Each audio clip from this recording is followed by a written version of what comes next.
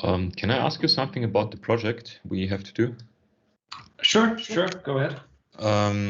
Does everybody have to do it alone, or is it in teams, or is it one or the another?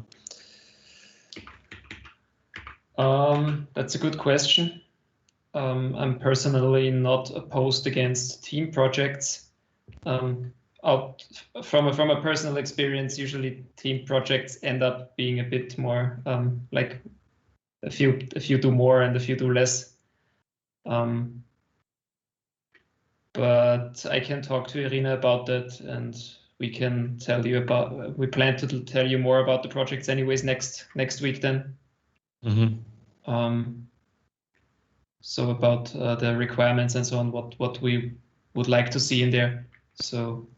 Okay, so we'll get more infos later. All right. Yes, exactly. We want to have a bit of a background in Swift first, because otherwise there's not really much you can do right now. Yeah. For the project, and yeah. All right. So yeah, but good question. I will repeat what I just said when everybody's here, just so everybody knows that then. But yeah, thanks for the question. That's a good point.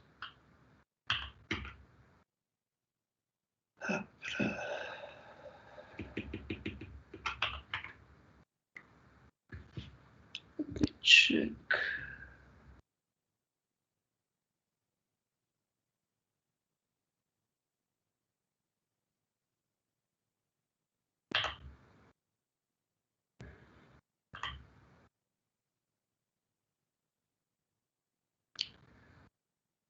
Okay, are we still missing somebody? Somebody just joined. Andreas. Okay, we are complete, I think. Yes. So, hello everyone. First things first. I hope you're all doing well. Yeah, today second session of the Iris course. Just because Marco just asked a very good question about the project requirements and also if this can be a team project and so on. There will be more information next week in Irina's session. So we still need to learn a bit on the actual setup we want and the requirements that we want to have. So yeah, there will be more info in I think Wednesday next week. So until then, yeah. So by then you will know more about the project and also what we want to see. And I will definitely talk to her about the team point of view. Maybe we can find a way to do it in pairs or something like that, but no guarantees yet. Okay, before we dive into new content, are there any questions from last week? Or sorry, this week, Wednesday.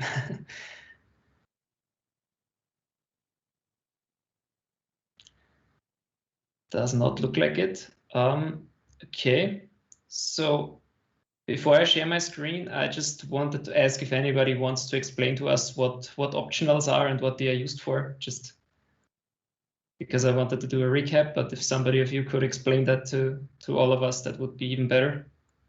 Were the optionals the question mark? Yes, exactly. Okay. I think the question mark is used when you are not sure if a nil can happen. Yes, that's correct. And yeah, then it gets like wrapped, I guess. So how do you say it in Java? It's like in Java you have no, fuck my English. Oh, sorry. No worries. It's like if you have a if it is null. You mean the unwrapping iflet and godlet? Yes. Okay. I guess I meant that. Yeah, we'll do a quick recap of that today. Anyways, before we dive into new stuff. Anything else you wanted to mention about optionals? Anything else that comes to mind? That's the only thing that I remember. Okay, no, that's good.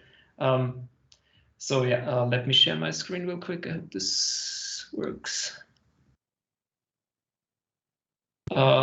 Please just let me know real quick if sharing worked.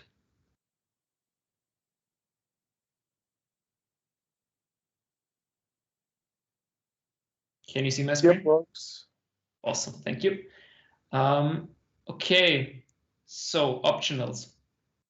It was already mentioned, you use optionals when you're not sure if a value might be there or not. It kind of represents two states. The value is either there and you can unwrap it using the techniques we discussed. So if we switch to the next slide, you can either unwrap it with if-let or guard-let, or use, yeah, exactly, you can either unwrap it or it's not there and you would then fall back, for example, with the nil coalescending operator by using 2 question marks and for then, like, for example, 404 or whatever fallback you want to use then there. Then we talked about force unwrapping, which is not recommended because, as we saw on Wednesday, it can actually crash. So I hope you can still see the playground that I have here. Don't pay too much attention to the stuff that's here now. I just wanted to show you how this looks like. Is the font big enough to, is it readable in a good way? Yes. Oh, yes, yes. Okay, awesome, thank you. So we have a value here that's a nullable integer. And this actually is initialized because we can do that. Then, so in this case, it isn't null, obviously, or nil. So if we say if let unwrapped value equals the nullable integer, then we can print the unwrapped value. And in this case, if we then check the console output on the playground, it would print 8. So what if we assign nil here? We would get nothing because this is actually skipped, because we can only enter this block if the optional actually has a value. Maybe Does this unwrapped value automatically, I mean, is this like what is that, constant? Yes, so we can, so good question. As you can see here, we define this as a let, and then it's automatically a constant. You can make this a var and change it. For example, then you can say unwrapped value equals, I don't know, let's say 4. Then it would print nothing because I didn't assign anything, sorry. Then it would print 4. But this is actually not recommended, but sometimes you will need this. Not that often, but sometimes. As you can see here, if I change it to a let, I get a build error because unwrapped value is actually a constant. Okay. You can do the same thing with a guard let, but you can actually also make it a var. So guard let, as we discussed also, I need to play a bit with the names here. I'm sorry for the bad naming. This is mainly used for an early exit. So just, sorry, bad typing. And then return. Well, this obviously doesn't work, because I need to wrap it in a function, because where would the playground return to?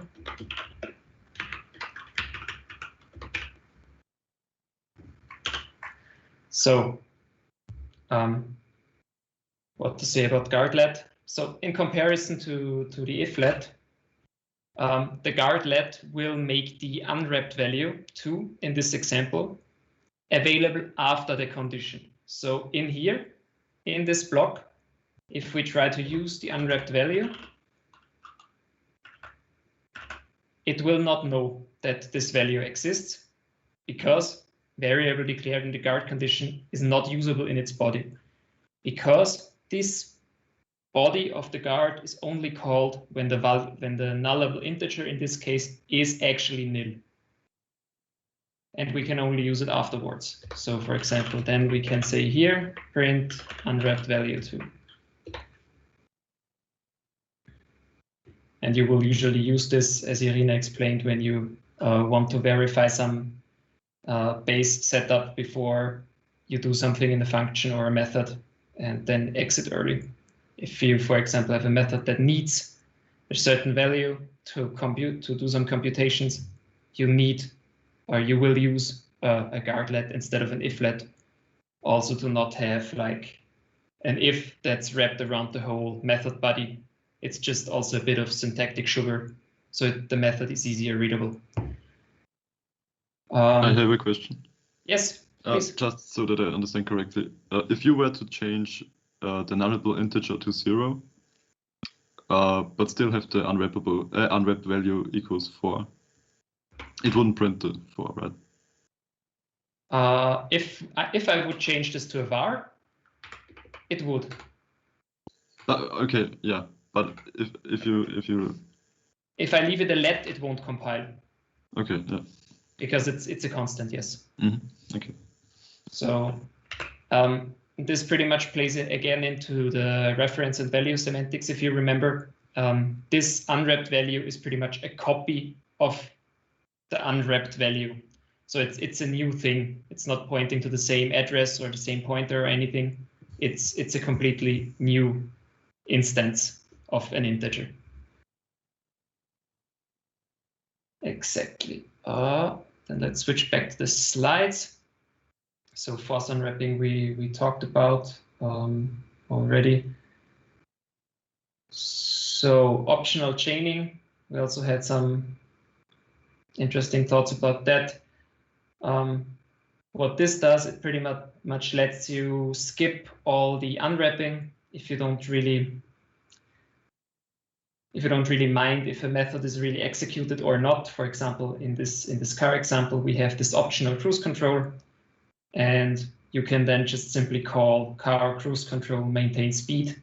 And if one of those is nil, the method will just not be called. But if in all of those steps, the optional actually has a value, then it will call the method. And in this case, I think we said to print something.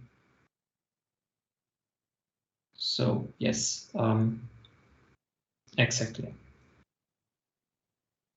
Any other questions for optionals or optional chaining, anything in that regard?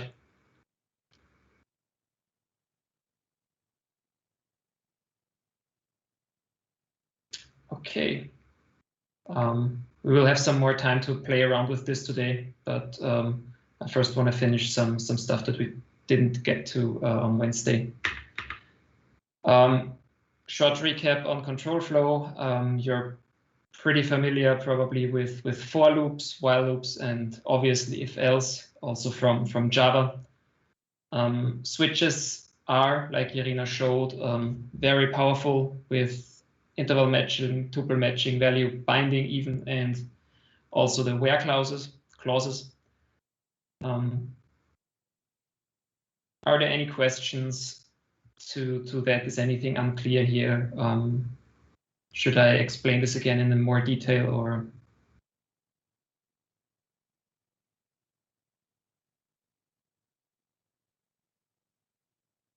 Okay, you will get some time today to try this out anyways. And then I'll be available for questions if any pops up. Okay, we started on Wednesday with functions. Also functions and methods, also an approach that you should be familiar with from the other programming languages you used also in the bachelor's degree now. There are some specifics to Swift, so this external and internal parameter name, and also the way, for example, the return type is specified, because in Java it obviously would be double calculate area instead of having the return type after the name. But other than that, it should be rather familiar for you. Then we talked about default values. I think there was a question on Wednesday if you could actually move the path to the position of name, and I tried it out, and yeah, it works, because I was pretty sure it would, but I wasn't 100% sure. But yeah, it does. You can move the default parameters around as much as you want, and it will still work as expected. Okay, I think that was the last slide that we had on Wednesday. And now I want to talk about function types. There's a bit of a difference in how Swift handles functions in general. You might have seen the note on the bottom there. In Swift, functions are what you would call first class. So they can be stored in parameters and variables in the same way as you would store, for example, a primitive type, an integer, or a Boolean, or whatever. This is a bit of a different approach, because what this allows you to is to pass around functions to other functions, for example. Give them to a function as a parameter. And for this, function types are then important. As you can see here, Irina had a few examples here.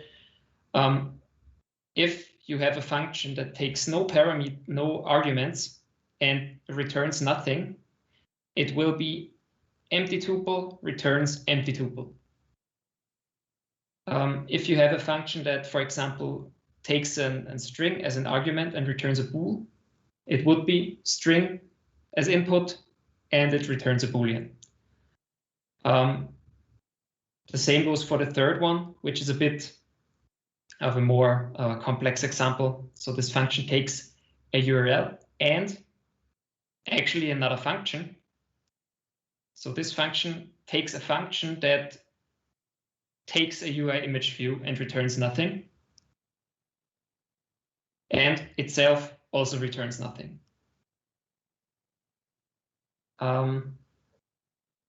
Let us have a look at that in code real quick. Just remove all this.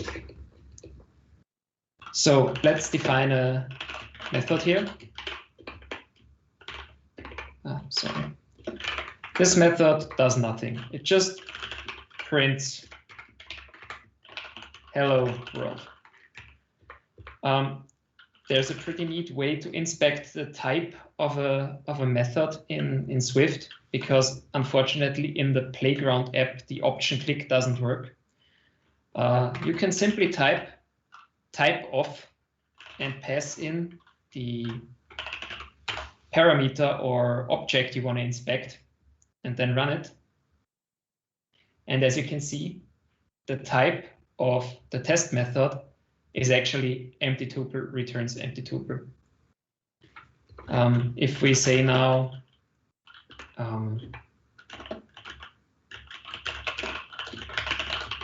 this method takes another method that returns nothing in the end, we can then just copy and paste this and put in the complicated method here. And then if we run this, we will see, okay, the complicated method is a method that takes a method that returns nothing and itself also returns nothing. Yeah, sounds probably a bit complicated. And you might ask what the use is for this. Once we get to the closure part, this might get a bit more obvious. But in the end, what this can be used for is, for example, in this case, you can let the caller know that the image loaded with this closure. If you call it then inside or function, if you pass the function in, like, imagine. Wait, let me just try this out here. So imagine you wanna, so let's say we call the complicated method. Okay, was not what I wanted. And pass in here the test method. And then here we call the method that we pass in here. That's just the parameter name.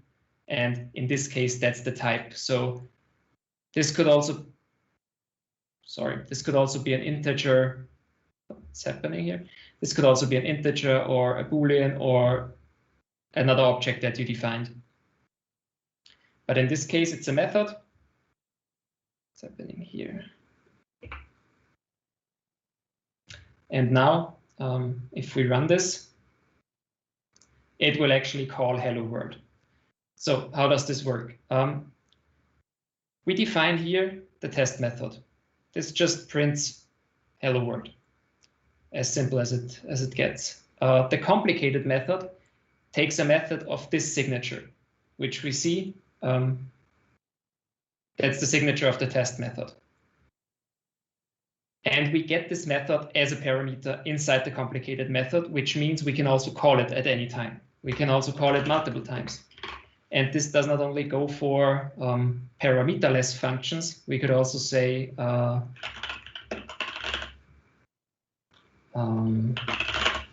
do it like this and actually say, I don't know. And just replace this here.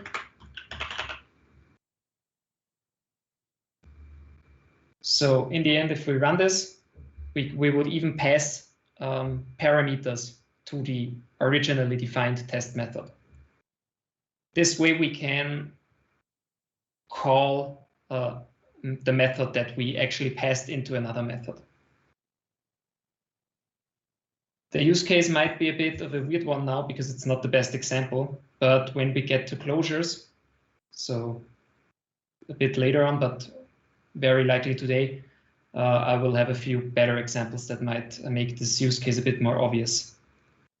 I have a question. Yes, please. Are you familiar with the strategy pattern?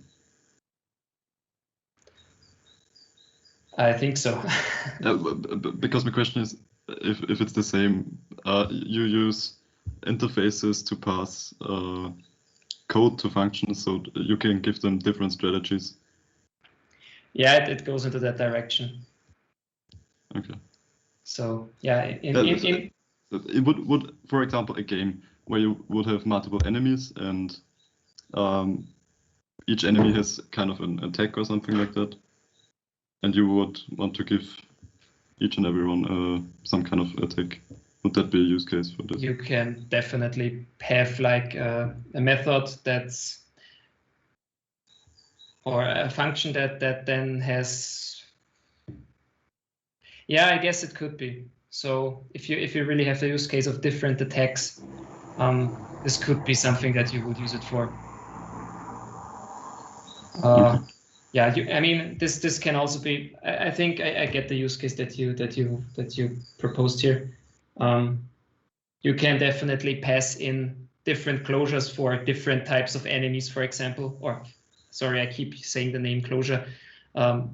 You can pass in different functions for different types of enemies that then obviously contain different attacks or whatever you want to have then. So yeah, definitely.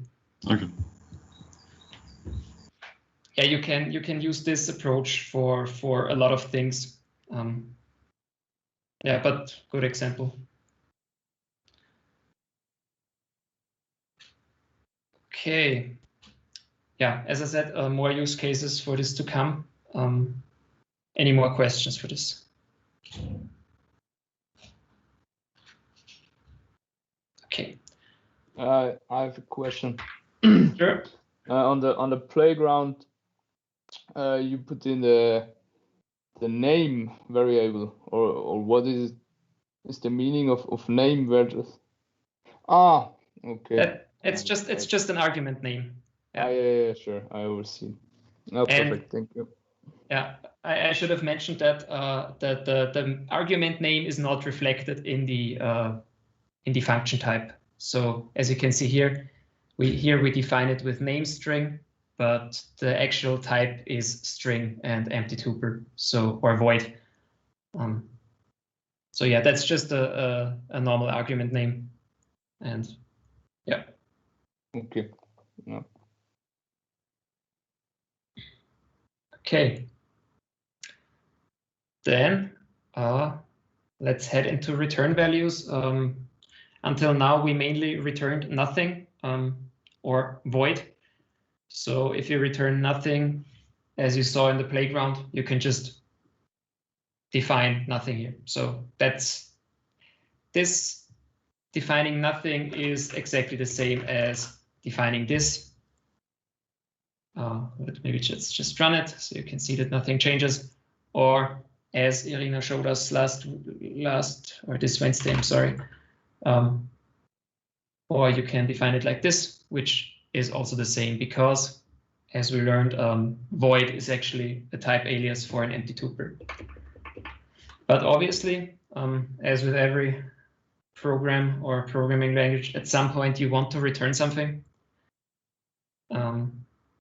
So how would you do that? You probably saw it already. You just put this arrow and then define your return type. In this case, I defined a double. Obviously, it says, okay, I cannot return anything here. The compiler complains. And I then just simply say return 0. Everything is fine. And obviously, the method signature changed. So we will not be able to call this anymore. Yes. If you ever have the use case that, for example, you want to ignore a return value, you can actually ignore the return value by defining the variable with an underscore. So, for example, I don't know, we have here this example of create file. Say you talk to an Apple API that allows you to interact with files, and you actually don't care if the file is created or not. You just want to do this call. Then you could ignore the return value by simply stating let underscore create file. Oh, sorry. Let's have a quick look at this. For example, the test method. Let underscore equals the test method and I don't know, some name. This way, we would ignore the value, and obviously in the playground we won't get a warning, but in Xcode, when you then really use the proper IDE, you will get a warning for unused values, because obviously those should be prevented because they are not really used for anything. So better not keep them around at all. There's another way of doing this by defining, so add an attribute to the function. It's called add this discardable result. So in this case, you can just call create file without any with any variable set to receive the output, and it will receive in no, so it will end up without a warning, and you can just ignore the output. So this will just prevent any warnings from being shown because you ignored an output. By the way, you will also get a warning. So if you don't have add discardable result specified and you just say test method, because that's obviously also possible, you will also get a warning saying the result of the method is unused. And yeah, in general, maybe a tip, keep your warning count as low as possible because they pile up fast.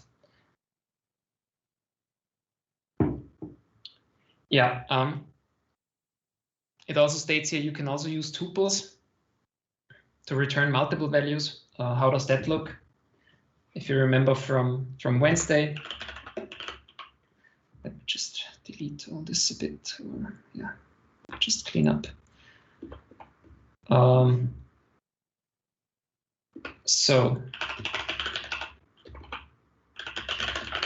when we define the function here that returns a tuple, we can even name it here, for example, and then we would return, and I don't know, age 12, whatever. If we then run this, obviously it won't print anything because you need to specify it. But if we run it now, it will print the tuple. Maybe just to show you how this would look like as a function type.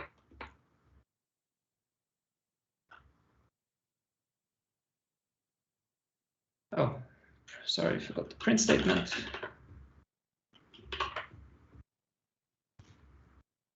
This would be a function that receives no input and returns a string and an int.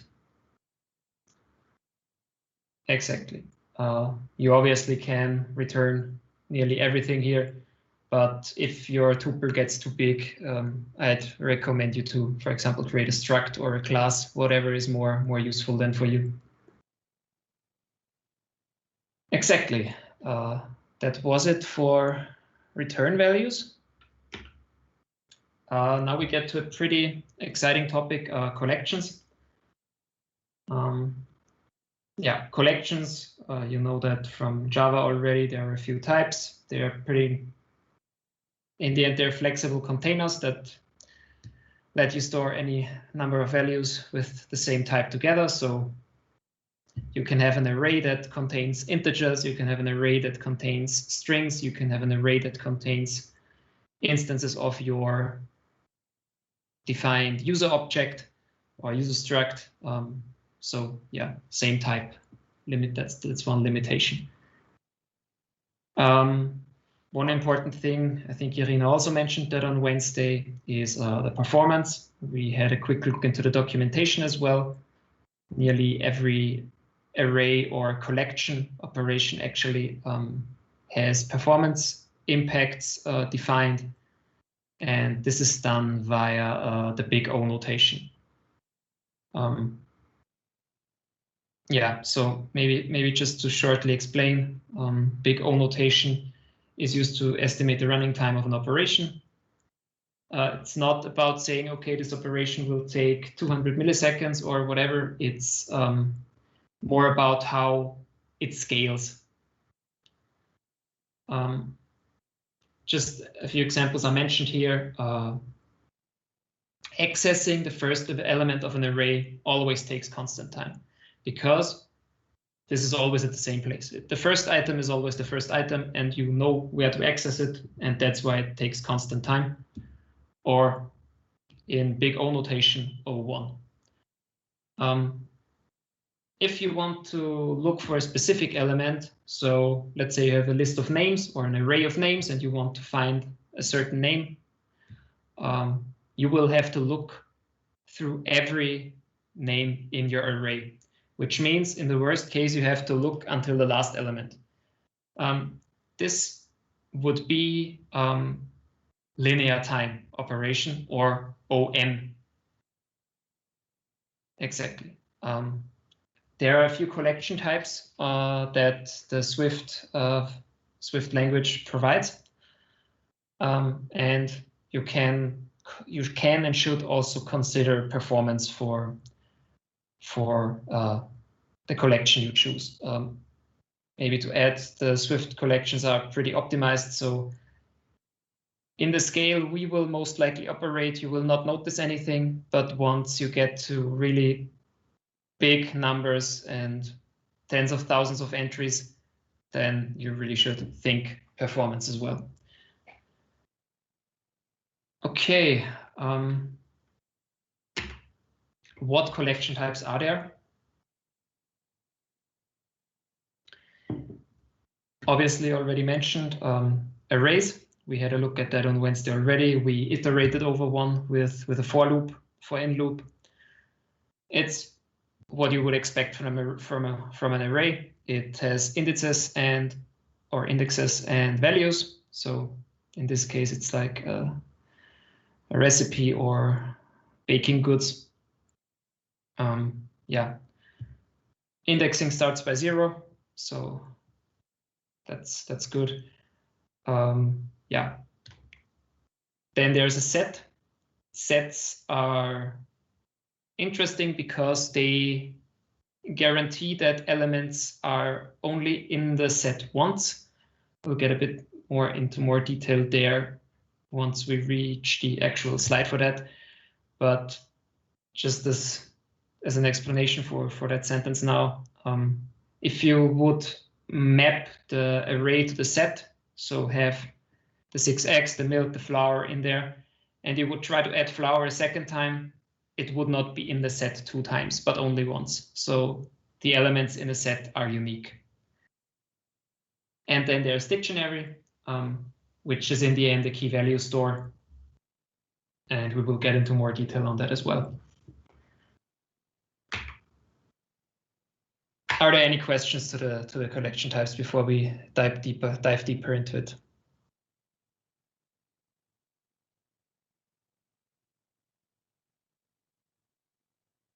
Sounds good, I guess. Okay. Then, what's an array? An array is an ordered collection, so it guarantees you that the order that you inserted the elements will stay the same. As I mentioned already, it's 0 indexed, so first element is at index 0, and quickly, where is this called now? Sorry for that. Just need to look up something. Yeah, exactly. It's 0 indexed. You can see, for example, down there, the creation of a names array. It's pretty much the same as with type definitions. If the compiler is able to infer the type, in this case, it's pretty obvious that's a string array. So the type would be a string array. You can create an array by using the square brackets and just defining your elements in there. Maybe what's interesting, what I will also show you in the playground, is that all collection types in Swift have actually value semantics. So in order to actually add names, for example, to this array, you would have to change it to a var, because with this using value semantics, the content of it is also a constant and you cannot change it. In this note up there, the copy on write approach is explained. This means that if, for example, in this example down here, we try to append a name, but as I explained already, if the names are defined as a constant, you will not be able to append anything or mutate anything. What you can do then is copy it over into a new property. And so for the time that you did not actually use the mutable names or did not actually change anything in the mutable names, those two actually share the same storage. So this will only be copied to the new property once you actually use it. So it's explained in here. If the language sees, okay, now you're appending something, then it knows, okay, I need to copy the content of the names array to the mutable names array, and then I can append the content. And then you can do anything with it. This is something that you will not notice. But this is a way that, for example, Swift is optimized to be a bit faster. So this means that mutable names just points to the address of names until the append happens. Not necessarily address, but maybe that's the easiest to explain it. Yeah. Yeah, so they share the same memory storage in the end until you call any mutating function. So yeah. Okay. They share the same storage. And as the actual names is not mutable, this is working fine. And only once you mutate the mutable names, the memory is copied over or the elements are copied over. Okay, all right, thanks. Yeah, sure. You will probably you will not notice this. This is an internal optimization that Swift uses or the standard library uses. Let's quickly move to the playground. Let me copy this prepared array. Oh, come on.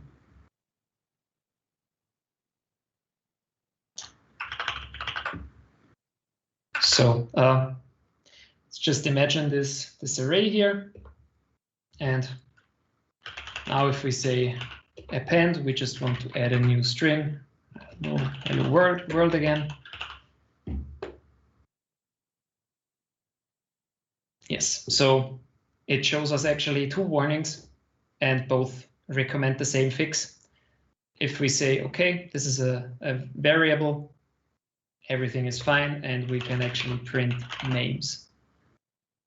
And if we run it, you see that it's added.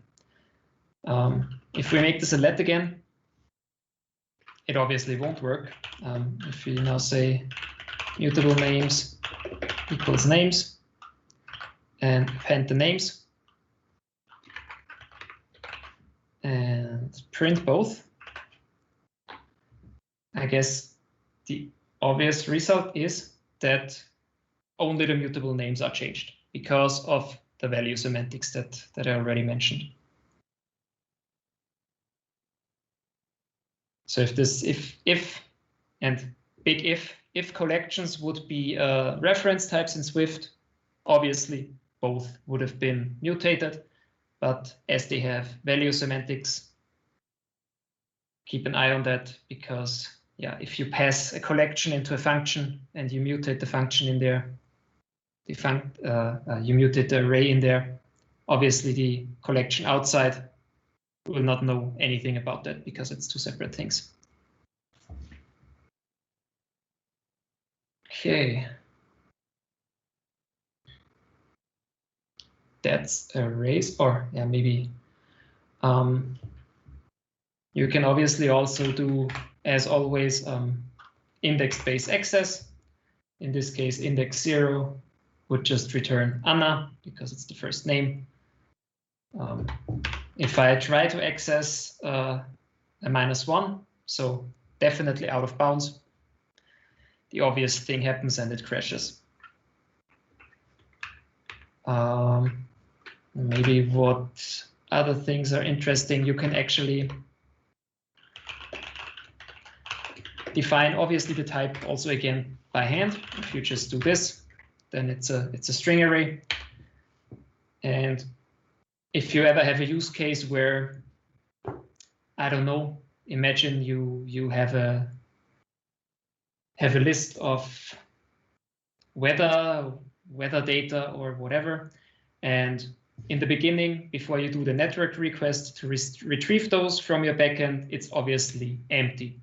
So for the time being, you can instantiate your list as empty. Obviously, this should probably then be a var. This would then be an empty name, an empty array of type string. If you want to initialize an empty array, you always need to provide the type. Otherwise, the compiler can't really know what kind of items you want to store in there. And as Swift is a very type-safe language, it will enforce you to specify that. Yes. Exactly. That means you don't have to set a length of the array at the beginning. Exactly. Correct. That's a very good point. I think that's, I'm not sure if that's on the next slide actually, but yeah, good point. No, you don't.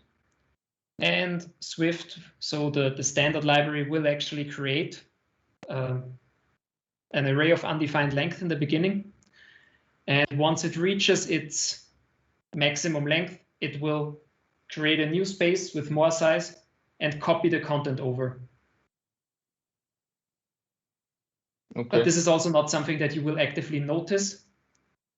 But yeah, so you don't need to think about array size in the beginning because they're all like mutable. Okay. Yeah, I think this is on the slide, hopefully. Not sure. But yeah, you don't need to actively think about that because Swift will take care of that for you. A few basic array operations. We already saw subscripting, just accessing an index of an array with an index. Yeah, so as you saw, if I add -1 in there, it crashes. So subscripting is unsafe. It can cause a crash if you try to use an invalid index. Pretty obvious. But from a memory aspect, so if you ever have an index out of bounds exception in Swift, the one thing that the standard library guarantees is that it performs bounds checks for you in addition. So it will not access memory that does not belong to your array or to your collection. So it cannot tamper with, I don't know, any other thing that may be laying around at the same memory address or a near memory address. So at least that's taken care of. You might wonder why, if the Swift standard library already performs bounds check, why does the index check not return optionals? It's pretty much because they consider it to be a programmer error to access out of bounds, and it would also make a lot of it would also add a lot of boilerplate. So yeah, that's maybe a bit of a background info here. So you cannot access memory that's not in your array because the standard library actually crashes the app and not the access of the bad memory or memory that doesn't belong to you. Exactly. Then there's a few obvious things. Count, for example, will return the count, like how many items do I have in my array. So for example, names.count would return 7. So we have here 1, 2, 3, 4, 5, 6, 7. Yes. Pretty obvious. Then we have isEmpty. That's just a helper function, so you don't need to check isCount 0, but you can just call isEmpty. Also reads a bit nicer. Then we already had iterating over it, so we can obviously just do for name in names and print our names or name, and this will just run through all the items and print the names. We had the question of the index usage. So if you ever run into the case where you need an index, you can always make this a tuple and actually call .enumerated on your array, which will add indices in there. And then you can print the index and the name. And then this would look a bit different. Yes, so the 7 is coming from here. So exactly that would print that. Yeah. So there are a few easy or nice to have array operations. Are there any questions for the first collection type we now saw?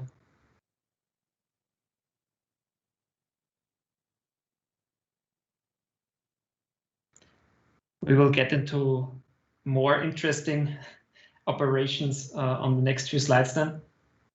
But what I wanted to do now is actually to give you a bit of time to try out optionals and a few other things. I haven't made this available yet in the Moodle. I will do that shortly, or in the e-learning, sorry. But you should find the playground in the e-learning, I hope. And in there, I prepared a few exercises. It's not really something big or anything. And as a note, you don't need to hand this in. This is just so you can play around a bit and maybe run into questions that you might have. So you can open the playground. There are a few examples or tasks in there just to give you a bit of guidance what you might want to try out. Yeah, so I think we're already 50 minutes in now. Maybe let's do what do you think? Do you want to do the exercise directly, or do you want to do a break before, or maybe a bit more time for the exercise and then we'll continue afterwards? I'm not sure. For me, it's okay if we go on with the exercise, but yeah, I mean, it probably won't take. Sorry, go ahead, please. I wanted to say the same. Okay. Yeah, then we can go ahead with the exercise. I hope you can all download the Playground, and I hope you all had the chance to download the Playground's app.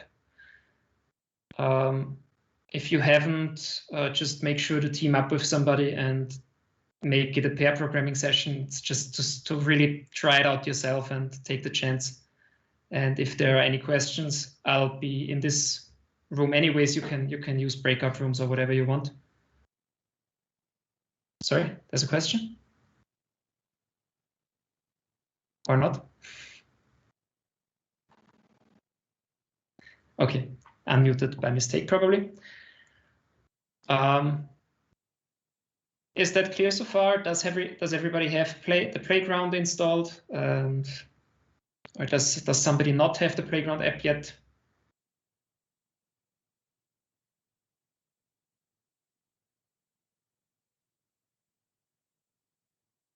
Okay. How many are we? We are 12, but with me, so there's 11 of you. So I think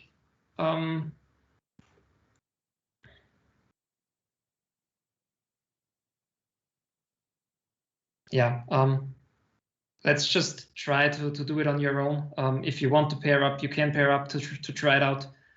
Other than that, I'd give you now, let's say 25 minutes, or let's say 20 to play around with it. If you need more time, we can extend it. Download the Playground, open it, see if everything is clear, and if there are any questions, I'll be in this call anyways.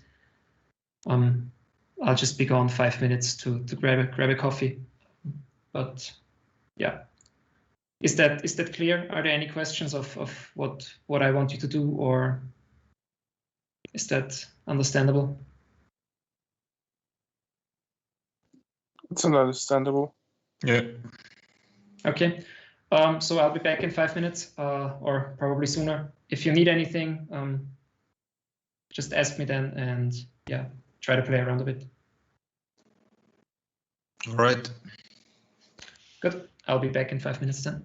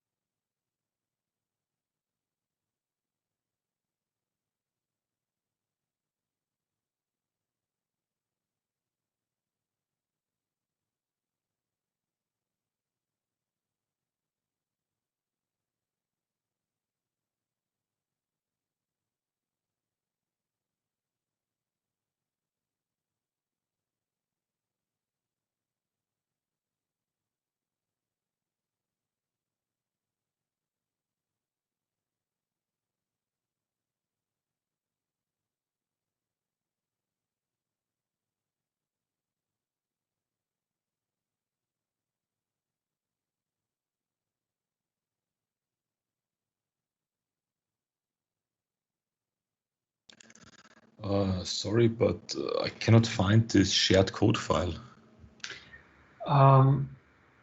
Okay. A second. Can you see this button here in the playground? Yes. And you don't see the shared code in the user module file? No, I see it. Okay. Okay. Sorry, I should have showed that before. But it should be in there. It's just a All bit right. of a mock. Found it. Thanks. Okay, sure.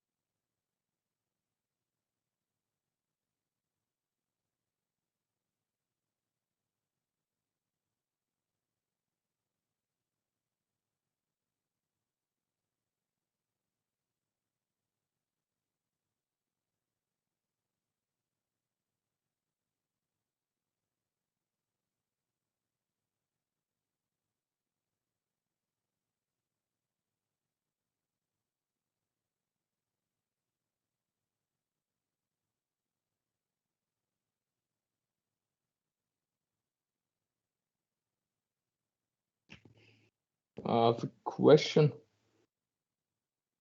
Sure. I always get a hint that the file user modules couldn't be opened because you don't have permission to view it, and it all the time plops up.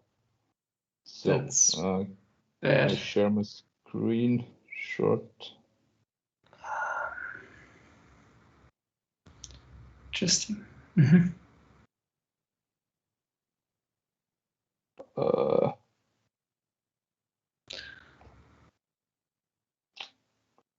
Come on.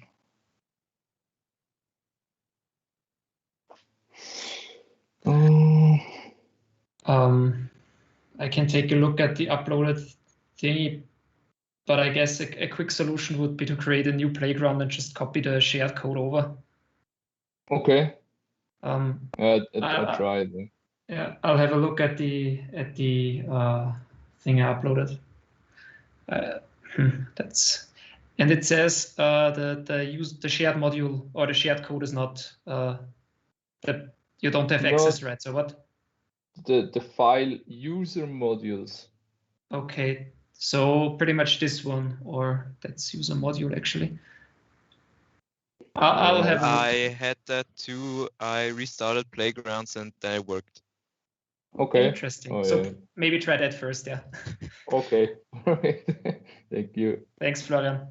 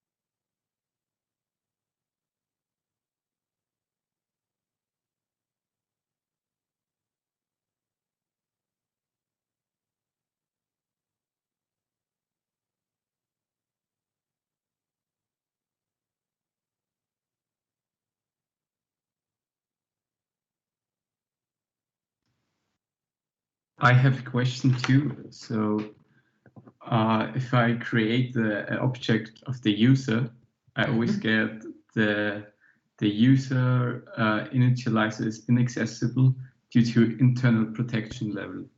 I missed that probably. So you can still see my screen, can you? Yeah. So the easy solution would be this. Okay, so we can make this public. Yeah, please do so. That's on me. I missed that. Sorry. Thanks. Sure. Thanks for pointing it out.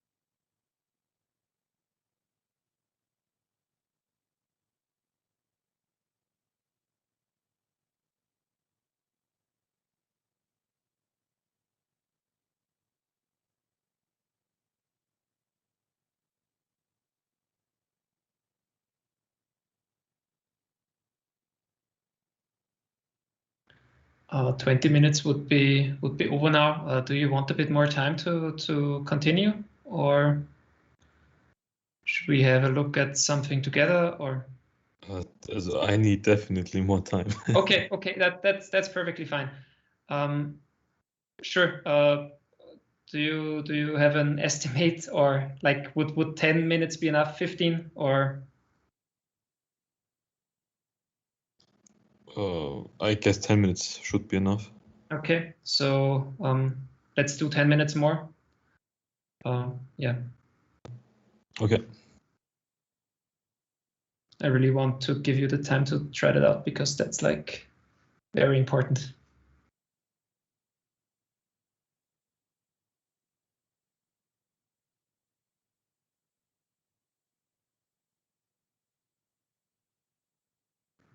And we can also then, do it together, like the tasks, if the need arises, if anything is unclear.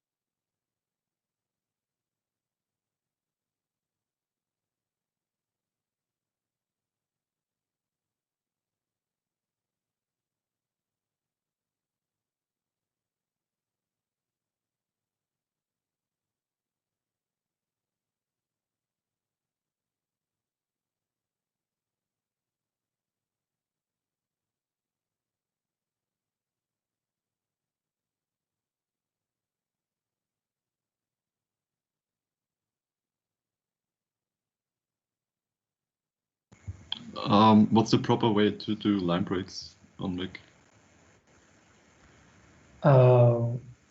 What do you mean exactly? For example, just print an empty line. Okay, yeah, sure. You can see my screen, can you? Yep. So you can just do \n. Oh, okay, perfect. That should print an empty line. Thank you. Sure.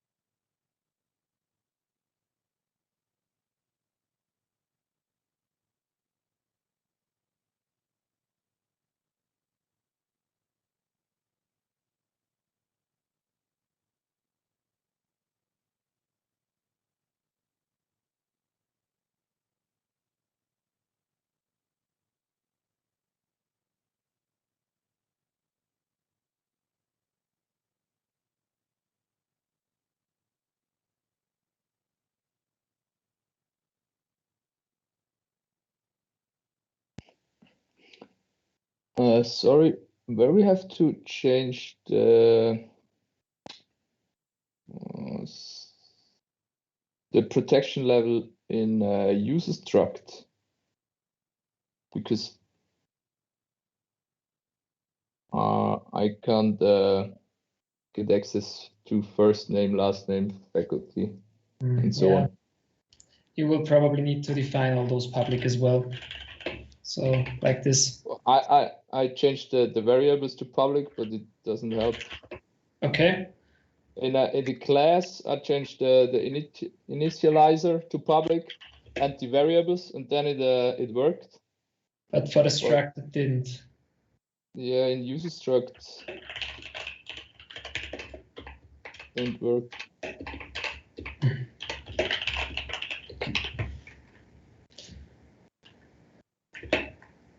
So yeah, I'm not too familiar with playgrounds, unfortunately. I used open, and that worked. Open, yes, very good. Okay. Do you then also need to define the properties as open? Not really, no. Yeah, I thought so. Yeah, good call.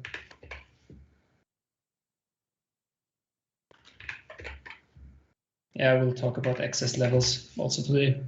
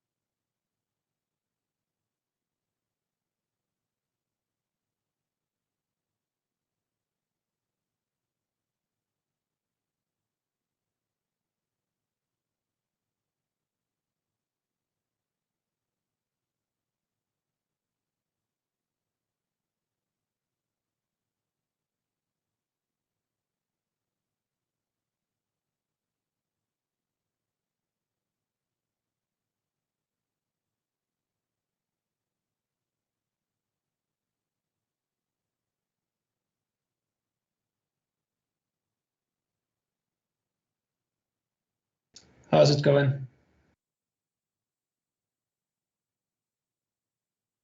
Do we still need?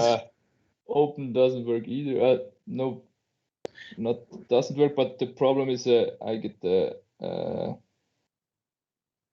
only accesses and overridable class members can be declared open. Use public, so I can't change it to open. I see that. So if we define all those public.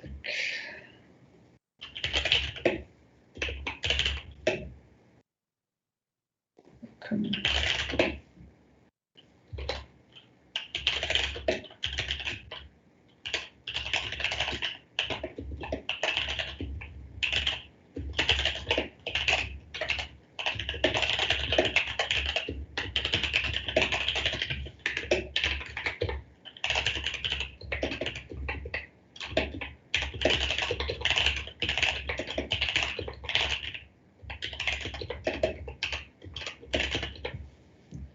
So I will then share this code in the Hangout. Yeah, so this works.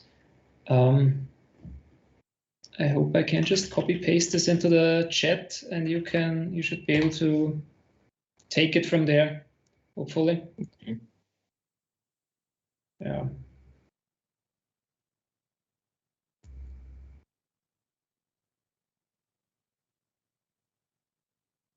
So, and then it should also allow you to create the struct properly.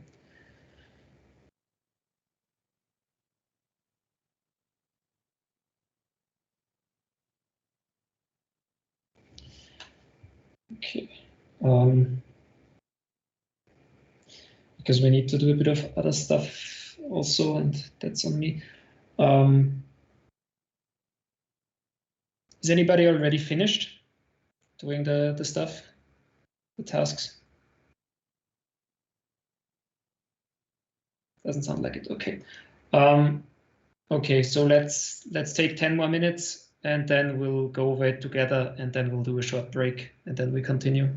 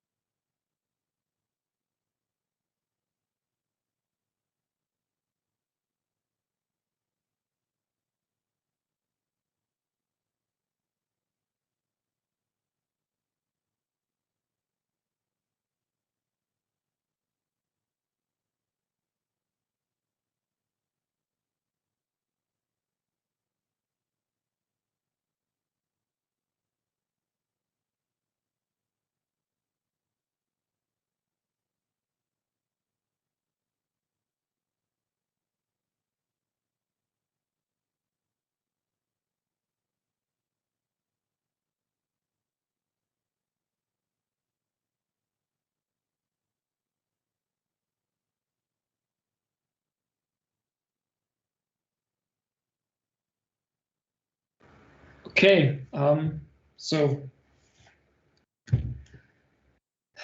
how far are you?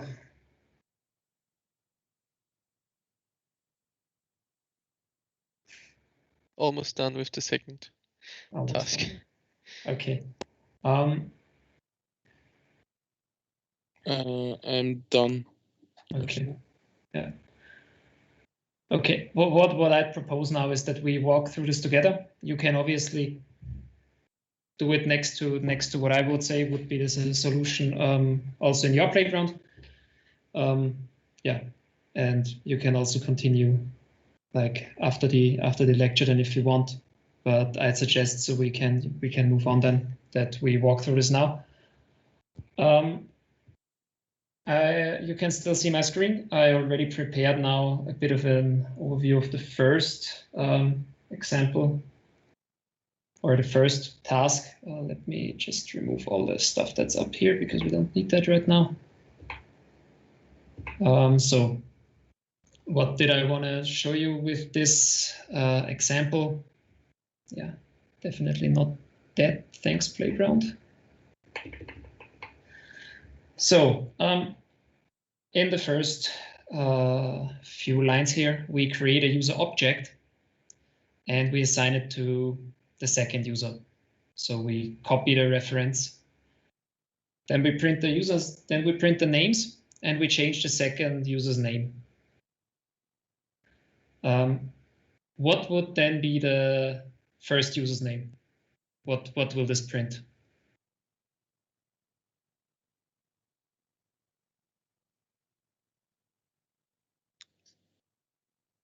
Test different last name.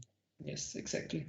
Because we have reference semantics, as you correctly said here now, it will print different last names. So let's run this.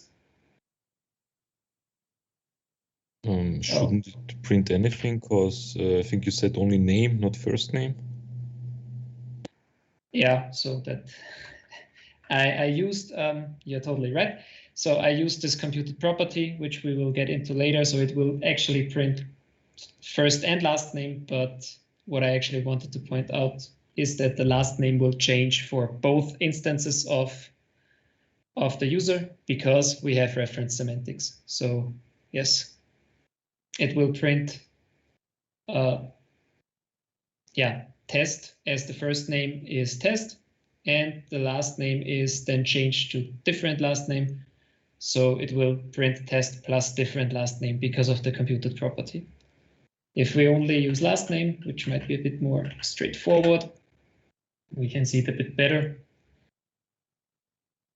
In the first two print statements, it's both times last name because we didn't mutate anything. Then in the second user object, we changed the last name, and then it's actually changed. And we can also verify this if we just use a print statement. It's changed for both of them because reference semantics. If we now take a look at the value semantics or the ones we get. Go ahead. I have a question. Sure. What exactly the difference from let and var in the class objects?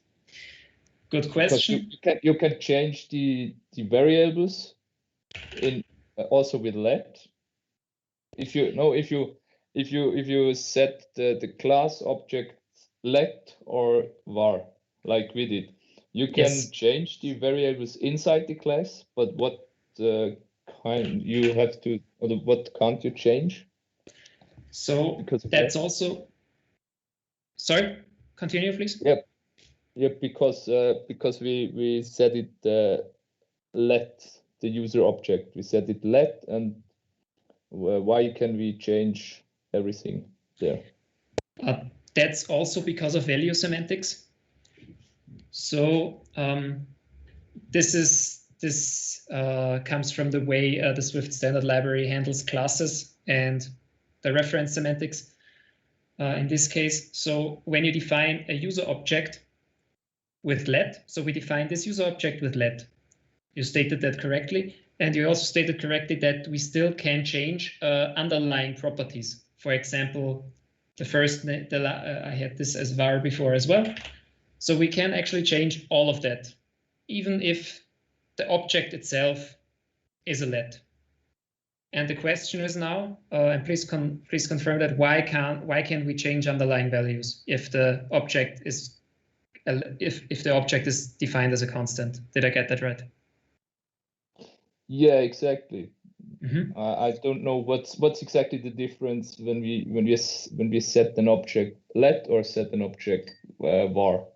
So okay, so this just so how to explain that? So in this example, we define the user object as a let. And what let means for an object is that the address itself or the reference is not mutable. So what we cannot do, for example, and let me just copy this for the sake of an example.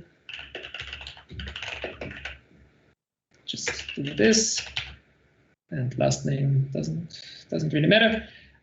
What we can't do is, now that user object is a let, we cannot change the reference it points to. This means we cannot just say user object equals third user. This won't work because the reference is... Okay, now I get it. Okay, very good. Perfect, thank you. And the thing is, with the underlying properties, those are mutable because the let for classes and for reference types only impacts the reference itself and not the underlying properties. So if you want the fully immutable class, you need to define the properties inside also as a let. So we would need to do this, define everything as a let. Then we would be immutable. Okay, now I get it. Thank you. Awesome. Yeah, sure. Happy to explain it. Okay, then we can do that. And yeah. Yeah, sure. This is now not working because I changed the properties. You see, I changed this last name to a let now, and now it also complains here that I cannot change it because it's a constant. Okay, then value semantics. We create a user struct here, also immutable, and then we assign it to a second user. So we copy by value. We print the last name for both of them, which is obviously the same. Then we change the second user's last name, and what will happen? Will it change it for both or only for one?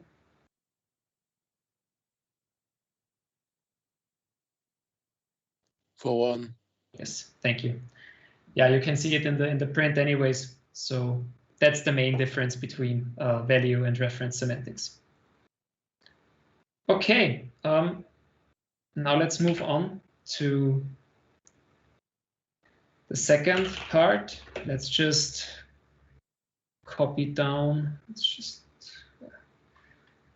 take this and copy it here. Let's just name this user and comment this out so we can properly use it. If we now pass in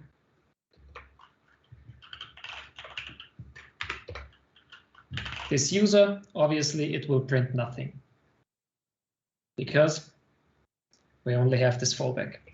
So now, in order to actually get output, or the output that we want, we can have multiple options.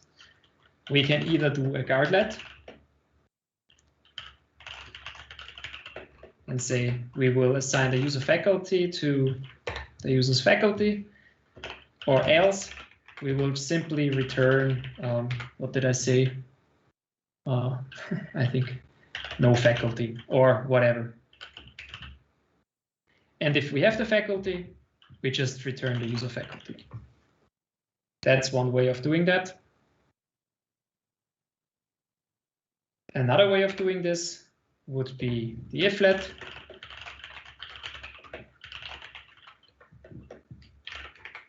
we then return the user faculty, or we return no faculty. In this case, it's nearly the same. But as you can see, this should show how the difference, or what the difference actually is between guardlet and iflet. And in this case, we have obviously also a third option. And this would be simply to say user.faculty, the nil call ascending operator, to use it as a fallback, and then say no faculty. This would be the easiest solution in this case. And now let's try this out real quick. Just have a user without faculty and a user with faculty. Mobile computing. User studies in course. User with faculty. And if we run this now, we can see in here or not. Let's just add a print statement here again.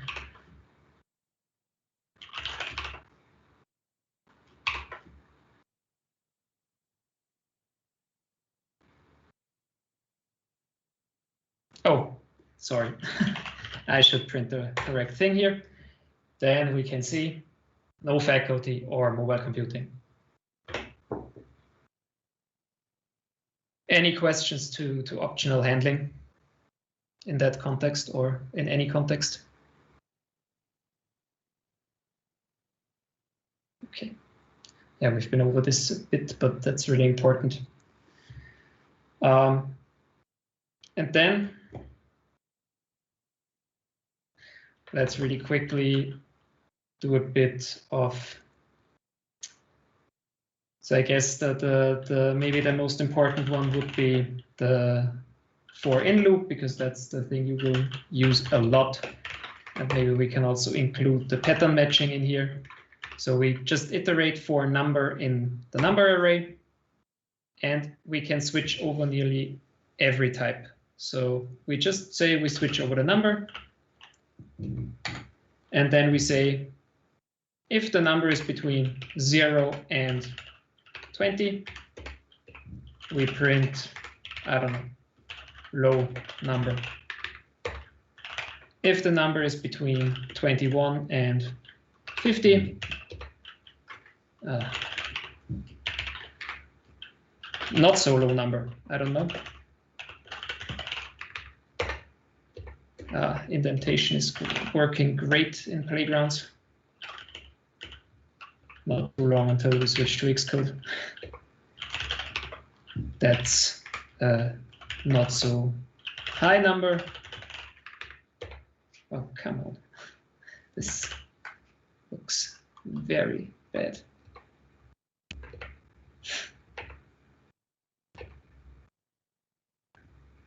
So, and then we have case 71 until 100, I think.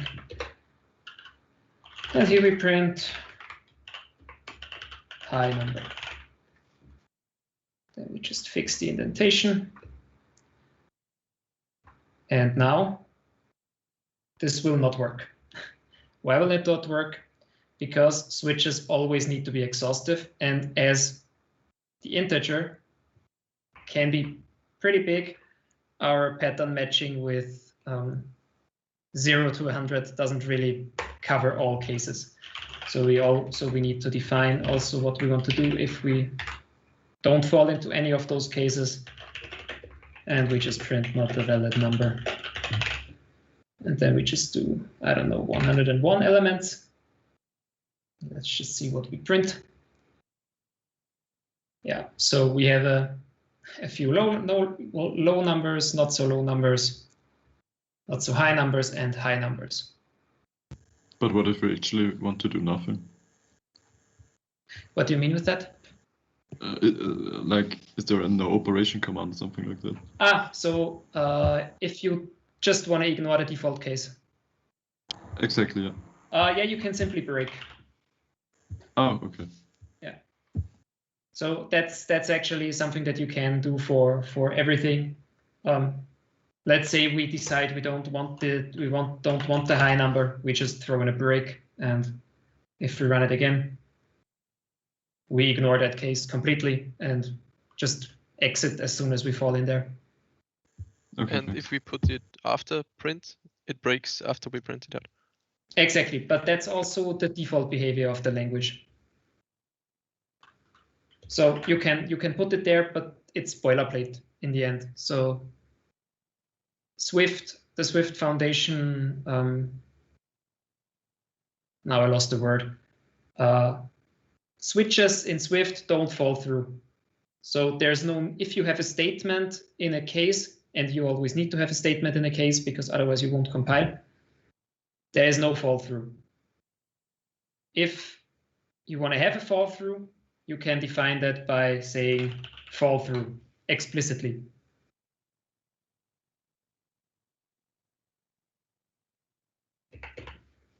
Okay, that's it for the example.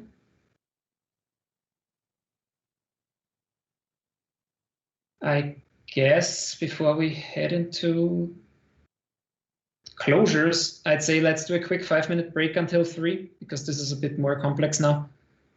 And then we head back in. Fine for everybody? Okay. Yep. See you at Yes. 3.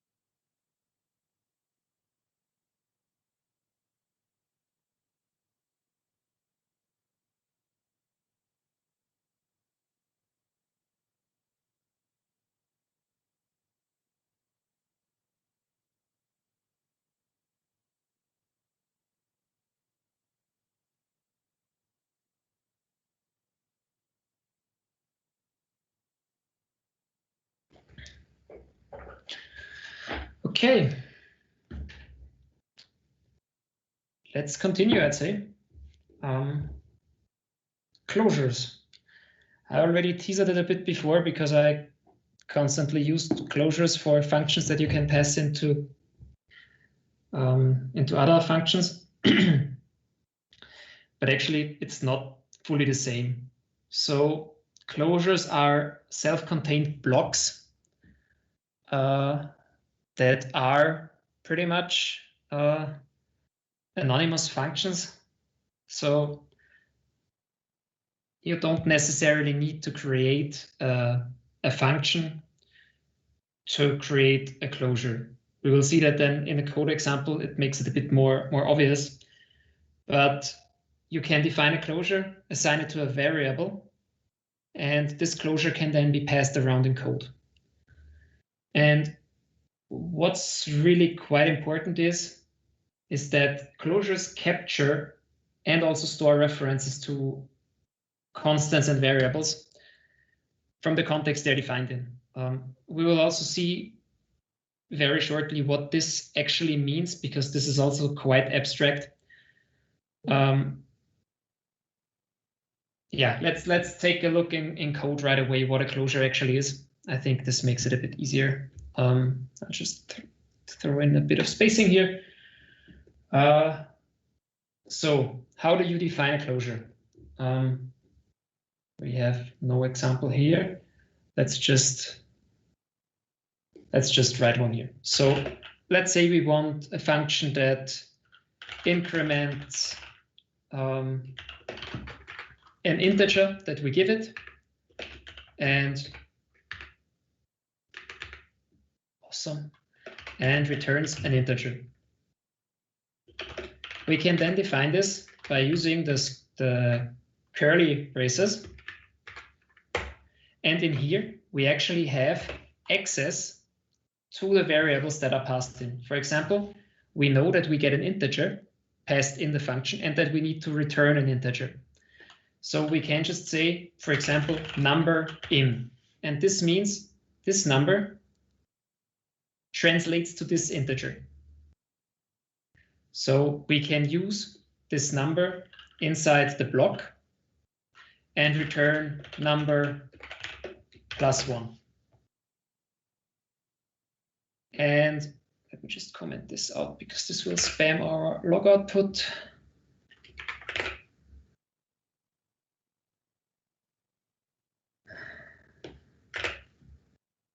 Yes.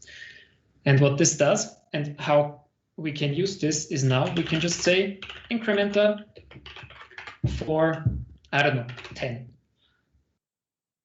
And if we run this now, it will increment our number 10 that we pass in by 1. And what might be very interesting here is if we print, come on. If we print the type of the incrementer, this looks like exactly like a function or exactly what we defined here. We can also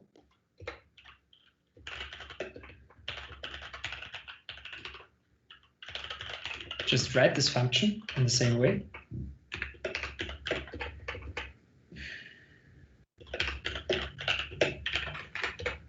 And just return number +1. If we copy this and just say increment here,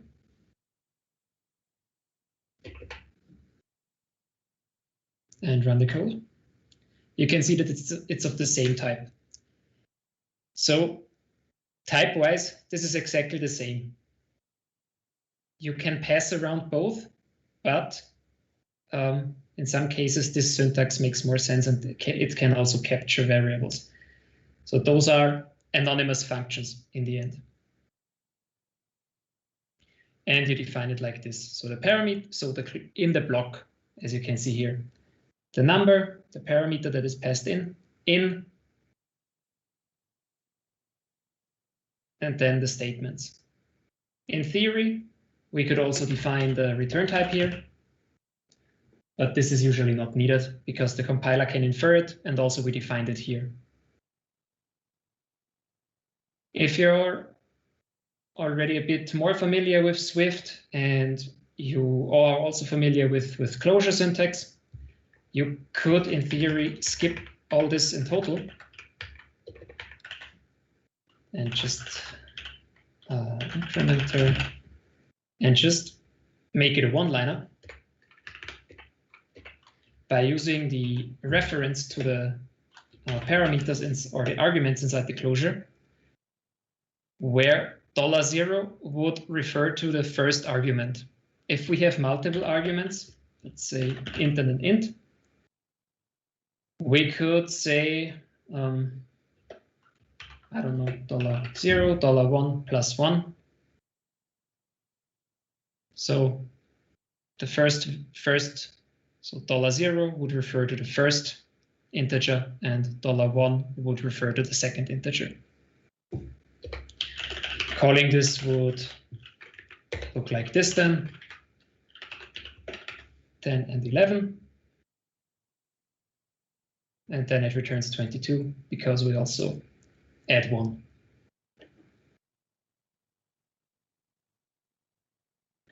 And that's explained also here.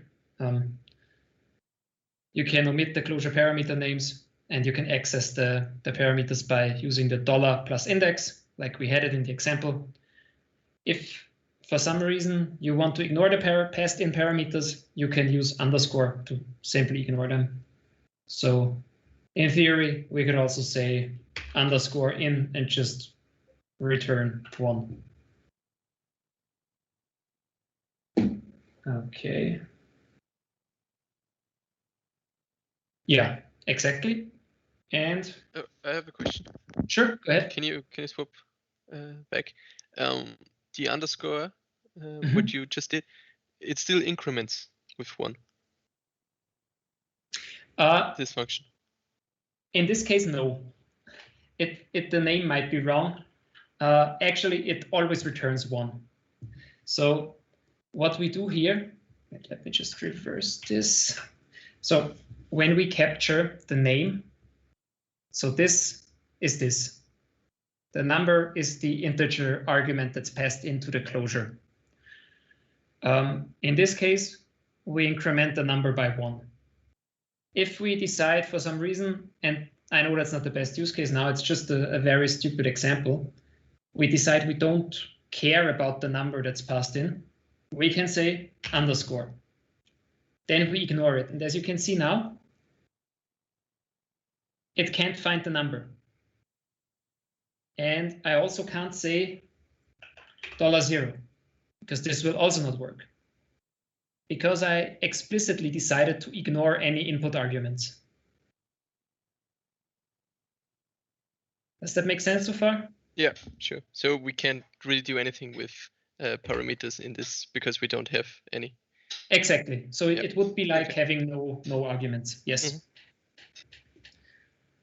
This might not be the best use case, but there are some where it makes sense. But we will get to that I think on the next slide or the one after. Okay, then we are already at passing closures. So as we already discussed a bit earlier, we can actually pass functions and to other functions, and in the same way we can pass closures. Those closures can have a special syntax, namely the trailing closure syntax. And this only applies when the closure is the final argument in the list, so only in the parameter list. So if you have a few values before and the closure is the last one, then you can use the trailing closure syntax. In the end, this is just a bit of syntactic sugar, so there's no benefit for using it, and Swift sometimes will automatically use it for you if you press autocomplete. But it's important to know that this exists because otherwise the syntax could be confusing. Let's take a quick look how this would look in code. So let's say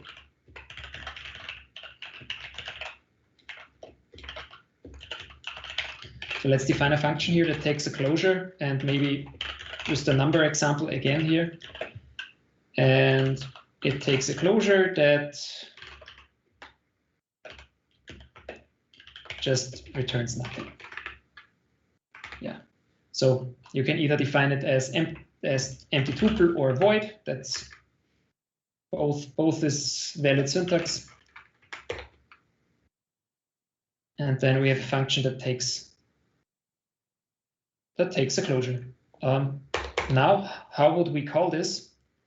We just say function that takes a closure, pass in 10, and now if I press enter on the autocomplete, it will do weird things because it's playground. Usually it would look like this. That's the trailing closure syntax. So it will create this block for you, and this block translates to this closure. And what we can do here now is actually adapt this closure by saying we pass an integer in here. That obviously tells us, okay, you're ignoring that parameter, so we need to write that here. And now comes the actual use case for those, or one of them. This is very useful for asynchronous programming, for example. There's also the thing called the callback hell, so be very careful for that with that. But let's say you have a network call that, I don't know, sends your number to some API and increments it. And we just mock this now. So we take the number and then we do the network request. After the network request finishes, this is all asynchronous, so we can't wait for that. We can't return directly because network code should not run synchronously, but asynchronously. So not blocking anything. And after we're done with that, we can actually say closure number +1. And what this will do is it will invoke this block of code. Oh, typo. So when we run this now, you can see that in this case, obviously it returns immediately because we don't actually do a network request or anything. But we actually call the passed in closure to let the caller know that our function completed. So this function call passes in the number to this function, and it also passes the closure. And once any work that is done in here completes, this function calls the closure and lets the caller side know that it is done with any work and the output is receivable. So this is one of the use cases for closures. I have a question. Sure.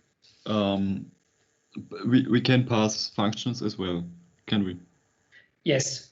So what's the benefit to closures then? We can do that on the next. I think that's on the next slide. Yes.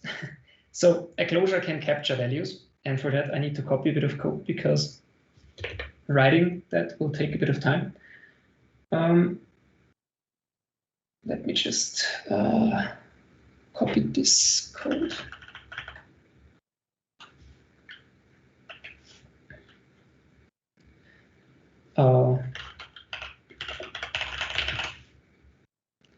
Wait, is that the thing I want to know? Let's talk about that first, and then we go ahead into the code example. It's a good question. In the end, you can use both. But sometimes you might want to use a closure because you don't want to define a function that's then callable, or you just want to have an inline function. We will see that they are usable, interchangeable actually, but in some cases the closure syntax might be nicer to use, especially in the trailing closure syntax that we saw. no, let's head into this right now because I think that makes it a bit clearer. Let me just once again comment that out a bit. We don't have too many print statements. So what we can do, let me remove this. We have this function that takes a closure now. What we can do is we can define a function that has the same type here. That's just, I don't know, just let's call it this. It receives a number, integer. It returns nothing, and we just print the number here, okay? That's the same type as the closure, as this here. And now what we can do, and I hope that answers your question. We can do exactly the same here and just write a test here. Actually, we need to write it like that because it needs to fit the signature. But in the end, it's exactly the same thing. Sometimes it might be nicer to have it as a closure because it's syntactic sugar in the end. So sometimes it's preferable to have it like this. Also, once you get to know the automatic reference counting, you will see a bit of issues with this approach. But for now, we can say that this is interchangeable. Okay, thank you. I hope that made it a bit clearer. Maybe keep this example in mind. It's as long as the signatures match, maybe that's the important part to remember. As long as the method signature, I'm sorry, bad English day. As long as the method signatures match, you can use them exchangeable. And the trailing closure syntax is, like I mentioned, more of syntactic sugar. And the closure sometimes allows you to do a bit more customization than having just the method in there. Sometimes it also doesn't really it doesn't verify itself to create a method to just pass it into a closure if you can just have this syntax.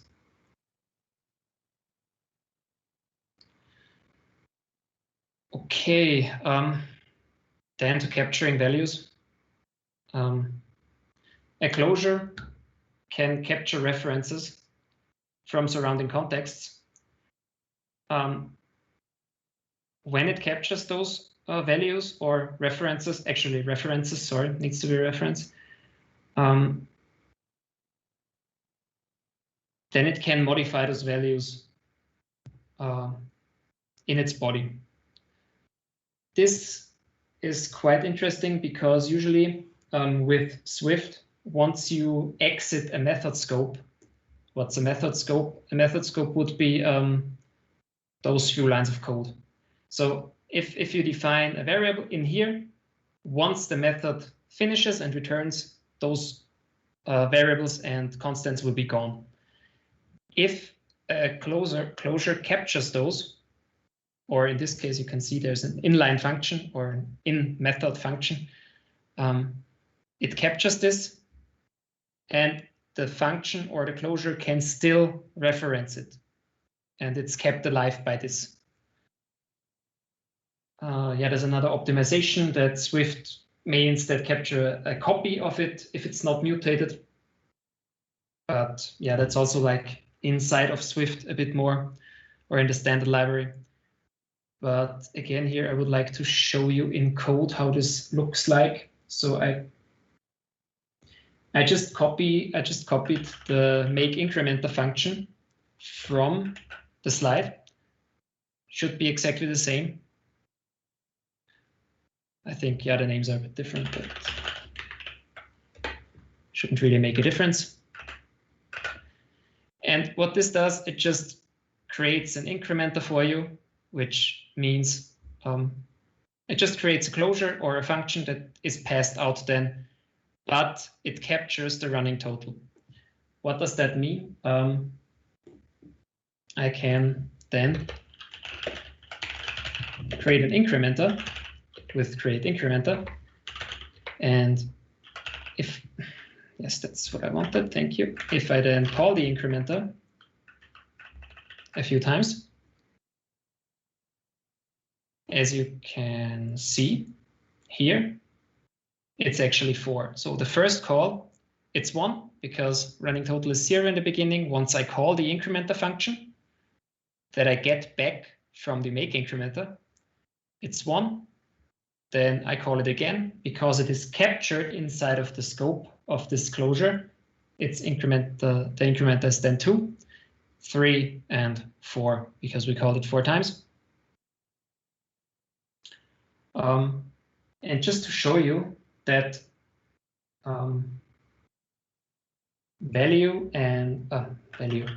closures and functions in this case are really pretty much the same.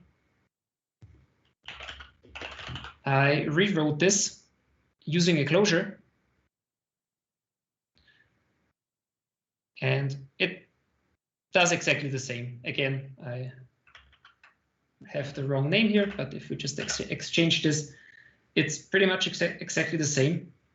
And if we now change this to make second incrementer, the output will exactly be the same. 1, 2, 3, and 4. So the important thing in this case is that this property is actually captured and kept alive by the incrementer itself.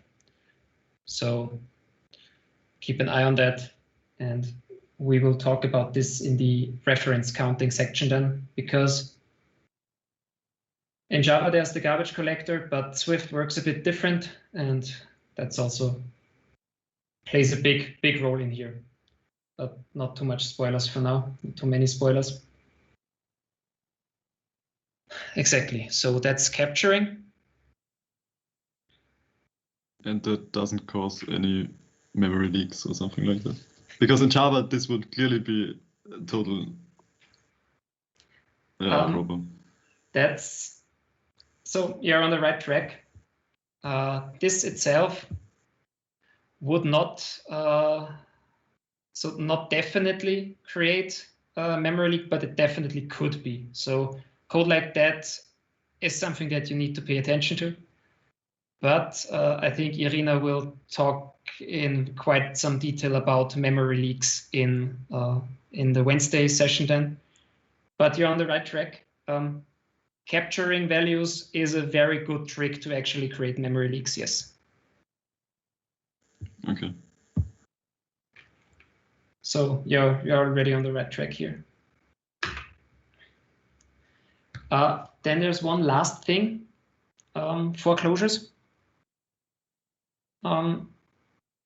So right now what we saw, we didn't have any, if we go up here, we didn't have any escaping closures or anything. This is because we call the closure directly in the method's body. What if we don't do that because, I don't know, we have some use case that needs to do that? Let's go through the description here. So a closure is set to escape a function when the closure is passed as an argument, but is called after the function returns. So in our example, because there was no real asynchronity, it was not escaping. We will see in like the next code example then what is an escaping function, or when the compiler actually makes you create it. If you have an escaping closure, you need to add the @escaping before the parameters type to indicate that it's actually allowed to do this, because otherwise it won't compile. There's an example down there. Many functions that start asynchronous operation take a closure argument as a completion handler, and that's the example that I used already with the network request.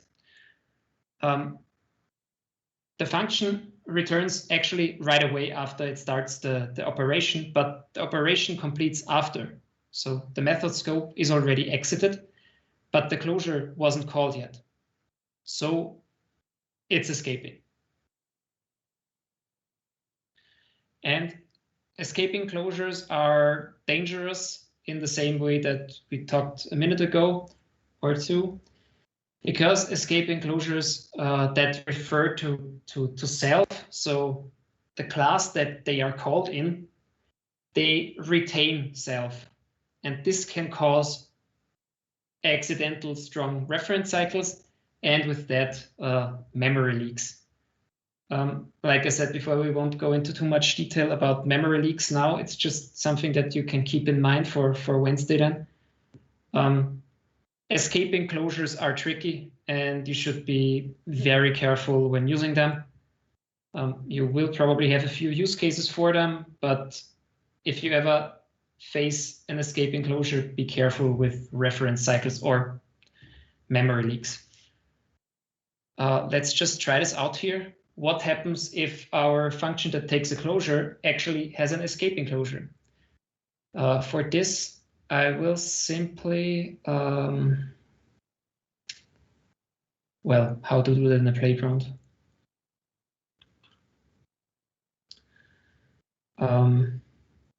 Wait. So what you would need to do is at escaping here. In this case, it says, oh, no, sorry, not here, but actually in front of the type. So right here. And this then makes it escaping. So in this case, if we for example have this, let me import foundation. In this case, if we have a mocked network request,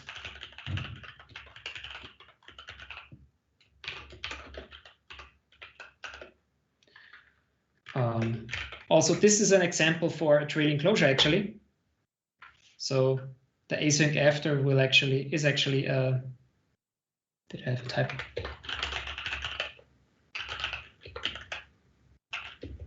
Interesting.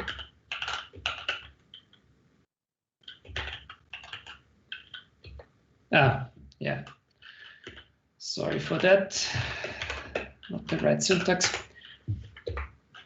Yes, thank you. So this is actually, maybe let's leave this open real quick like this. Apple's APIs also make heavy use of this syntax. So in this case, what happens is that dispatch async after pretty much, it's very easily explained. It just starts now, waits 3.0 seconds, and then executes the block we pass in. So in this case, it's just, it doesn't get anything, doesn't return anything. And we can just do it like this. And in here, we can then call our closure. So if we remove the escaping, it should, and it does, fail to build because it's implicitly non-escaping. That means the compiler knows that, hey, you're not returning in the scope of the method, so mark it as escaping, and then we should be fine.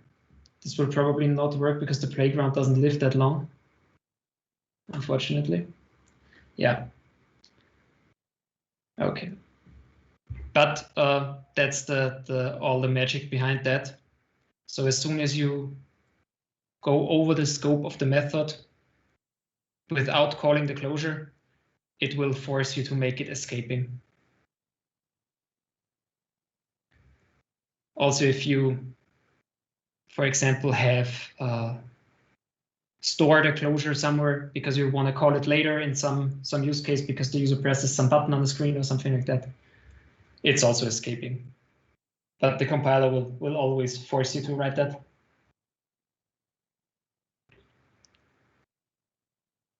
Okay. Back to collections, and this is actually why we talked about closures now. there's a lot of pretty cool functions for collections.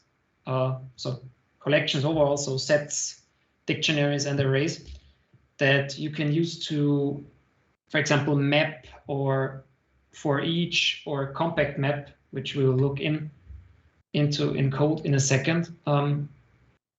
What, for example, do map and flat map do? They allow you to transform the elements of the array into a different element or a different type. So in this case, for example, we map the users' names to actual users. So in here, if we have our name array, every name would be mapped to a user object. So this is pretty neat syntax. Instead of creating an additional array that contains the users, then doing a for each, appending the users, then in there, this is like, it can be a one-liner, or in this case a three-liner. So it just saves a lot of time and code lines. For each, yeah, pretty explanatory. It's pretty much the same as for in, but as you can see down there, we use the $index syntax. You could also define for each user in, and then you could just print the user. And compact map is actually a pretty cool thing as well. It removes optionals from your array, dictionary, or whatever. As you can see in the example, we have a names array with one nil in there, which means the type of the array is actually array with an optional string, because one of those is not there. One of them is actually nil. And what compact map does now, it kind of filters the nils. So if you would just compact map over names, it would just return the names that are actually not nil, but we will have a look at that now. Where's my name array? No, not here. Let me copy it again.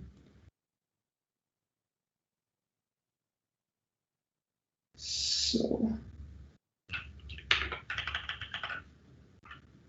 no, it will probably not build.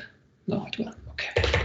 So we have the names here, and what we can do now is say let users names dot map, and here's again the part where closures come into play. I'm not sure if you can see it very well, but in the end, it just map takes a closure that transforms the current type of the items, so in this case string, into a generic type T that we can define. So in this case, we can just say name in and return user, and just fill in name and ignore the last name and the faculty. And what we can do now is we can print the users. And what we will see, okay, because that's obviously, yeah. Another neat trick, what we can do then again here is to say with the $0, and as you can see down there now, we can actually print the first name, which brings us back to the array we had before, but just to show you that it actually created the users. We can then map it again back. So you can use map to transform objects in your array in any way you want. And most of the time, Swift will again be able to infer the type you return. In the end, you could also say name returns a user in, and this will do exactly the same. But Swift is smart enough, so it doesn't need it. Yeah, then we had the for each example. Instead of printing it like this, we could also just say users.forEach. And you can see here again, the body is actually a closure again that takes a user and returns nothing because for each actually doesn't return anything. And then we can just again say, in this case, we can even say $0.firstname. And we will see it will just print the names. Okay, now I will copy this array.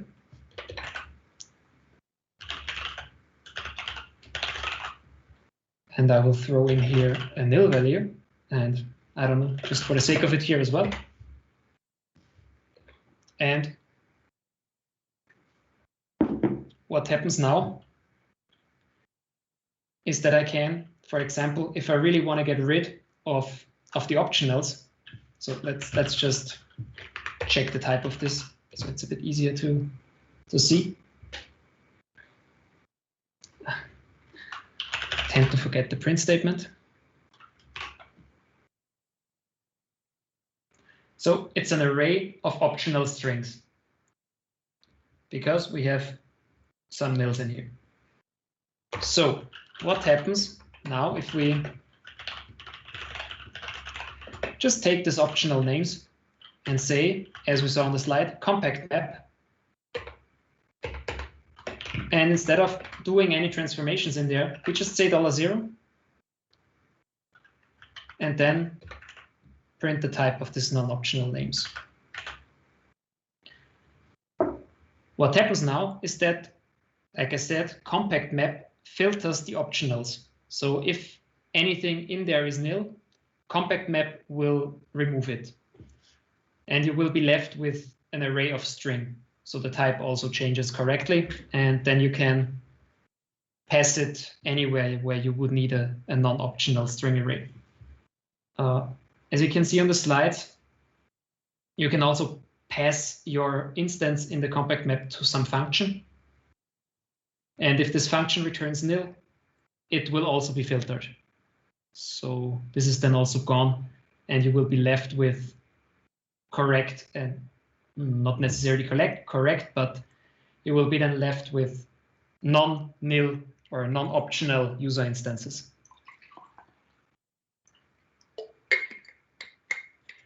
Are there any questions to those?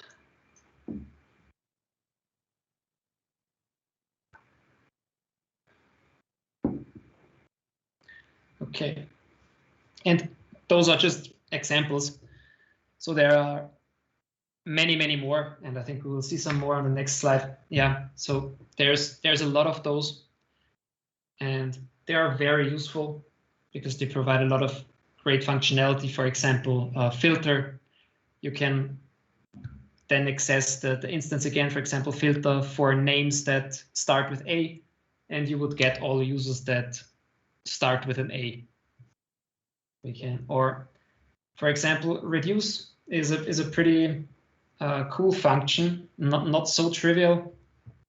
You provide an initial value, and it will then aggregate the value and the previous result or the partial result for the next partial result, and in the end it will return the total result. So in this case, what it would do, it starts with an empty string, and then it would take a result. In the first run, it would be empty string plus username, in this case Anna. Then the result would be Anna plus username would be Anna Bob. Then again, the result would be Anna Bob plus username. Then the result would be Anna Bob Cindy, and so on. And you can use this, for example, for aggregating. We use it, for example, at Runtastic to aggregate workout times, because we have just a list of workouts. And if the user wants to see the total workout time for the month, we filter for the workouts in this month, and then we use reduce to aggregate the workout times and display them. So that's one use case for this, for example.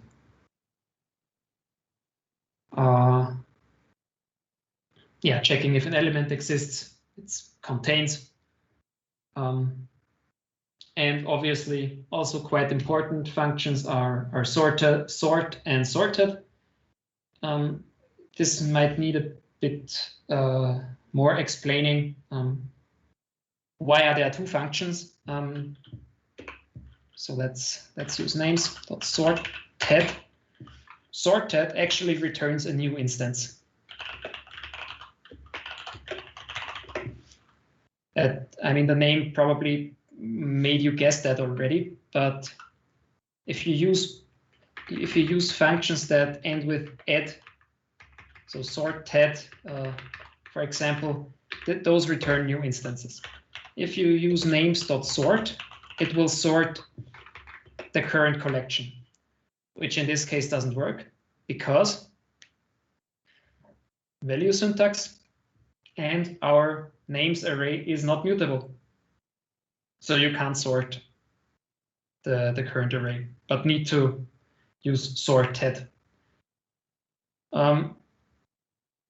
There's not, so sorted provides a default what it will sort for, but only if the types are primitive or comparable, I think.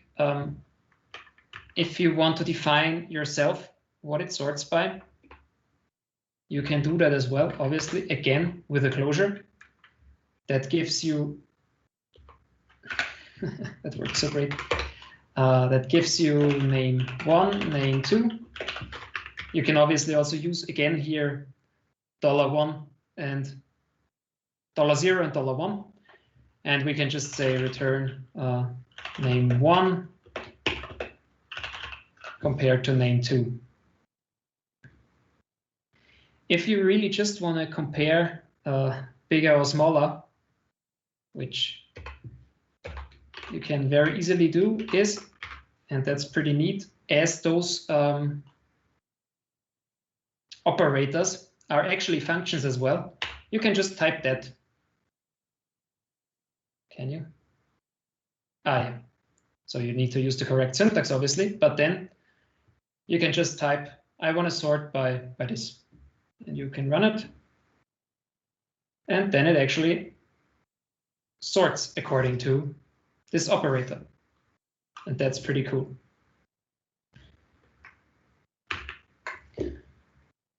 Yes. Any questions to those operators and closures?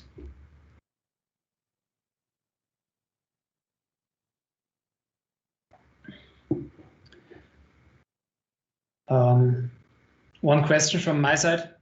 Do we want to continue and maybe stop a bit earlier, or do you want to take another break?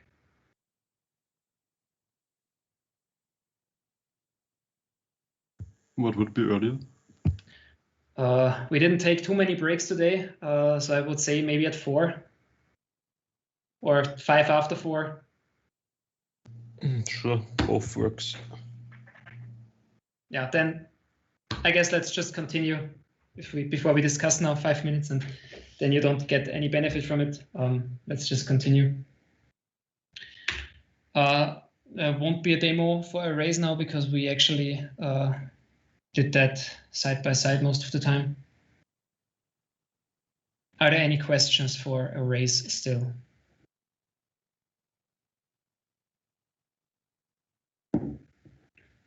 Okay. Back again to big O notation, running time for array operations. That's just for the ones that are really interested. We can go through that rather fast. Accessing an element by index is always constant time because you provide the index and know exactly what place to access. Inserting elements depends on where you want to put it. If you put it at the end with append, it's constant. Here we actually have, I'm not sure who asked the question, but if there's not enough room left in the array, elements will be copied over to a new array before the new element is added. So that's how it works. On average, it still takes constant time because normally arrays are not full. but can't guarantee. Yes, deleting elements. Yeah, it's beginning in the middle or somewhere. It's linear. Otherwise, on the end, it's constant. Searching, in the worst case, you need to go through all of them, so it's linear. And sorting is n log n. And if you're really interested, there's a blog article linked that describes a bit more on how the sorting algorithm actually works in Swift. So how this dot sort actually works internally.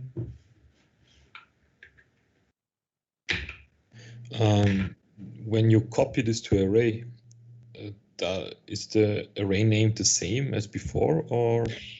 Yes, so you won't notice this when you use it. This is something that happens internally, and it only exchanges the memory behind it. So it will not change the name or anything, and you won't notice it when you code actually. Okay, so like the arrays in Swift are like lists, similar to it. Yes. I mean, you don't Yes. notice what happens in the background, but it's like. Yeah, exactly. So you don't notice that. It's just an optimization that Swift does, and you don't need to provide a size for an array. So. Okay, that's cool. All right, thanks. It's a bit of a mixture. Because like you said, there is no such concept as, for example, a linked list or something like that in Swift. You will only ever use an array normally if you want such behavior. All right. Okay, dictionaries. So one thing to point out maybe again for arrays, let's stay on that slide. Arrays guarantee you the order of elements. So if you do not do sorting or anything, the way you insert the values, the way Swift guarantees you that they stay. So if you pass them through functions, if you do anything, order is guaranteed. A dictionary, on the other hand, does not guarantee order, but is an unordered collection of pairs, key-value pair.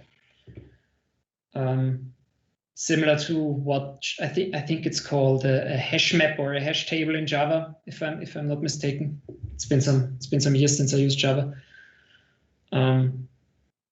Yeah. So what's important here? Keys are unique and cannot appear twice, and keys usually, or not usually, they have to conform to the hashable protocol.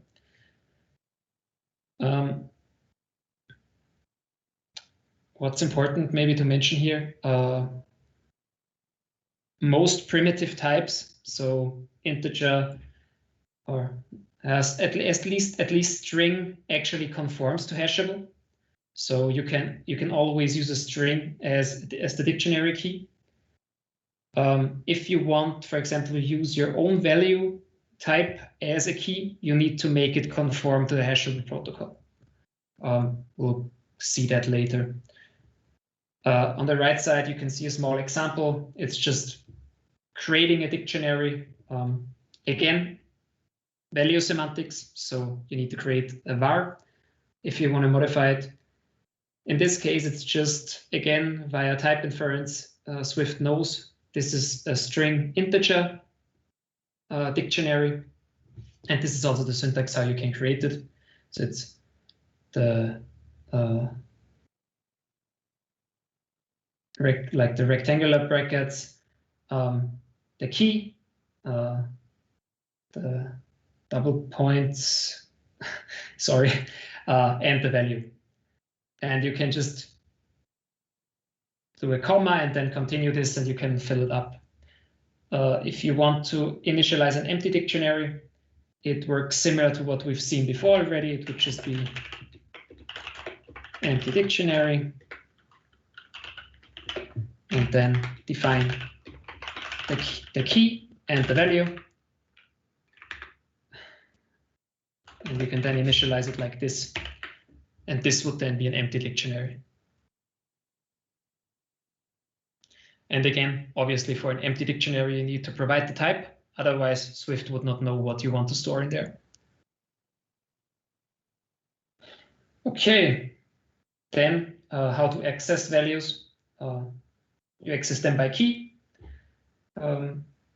Obviously, you can't know for all of those if there is actually a value behind the key. So if you do this, if you access a value by key, it returns an optional, because Swift can't guarantee that there is actually a value behind that key. Like you can see in this example, in this case, this would be actually optional 20. So the type of this, what this returns, is an optional integer. And here it's just also an optional integer, but you can't unwrap it because it's not in the dictionary. So if we try this out here, empty dictionary, we just throw in a key here and say this is 1. We can then say if let value equals empty dictionary, access the key, and then we print the value.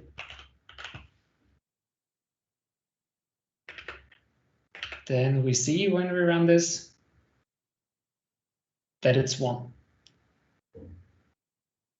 If we don't do this, let's just show you this. So I can just throw in anything here because the type is the same. It's an optional integer, but obviously, as we don't have anything stored behind that key, unwrapping will not work. Yeah, so obviously there's some comfort functions as well, or convenience functions. Is empty count filter again, and adding a new pair works like you can see here. So you define the key and as set a value to it, and removing it is just setting a key to nil. Sets are similar to arrays, but they are also unordered. So they do not. So if you convert an array to a set, the order is probably scrambled. So don't rely on that. And same as for dictionaries, it's implemented with a hash table. So the elements need to be hashable. Again, this will work out of the box for most primitive types, and also types that come from the Foundation or Swift standard library. But for your own types, you usually need to implement that.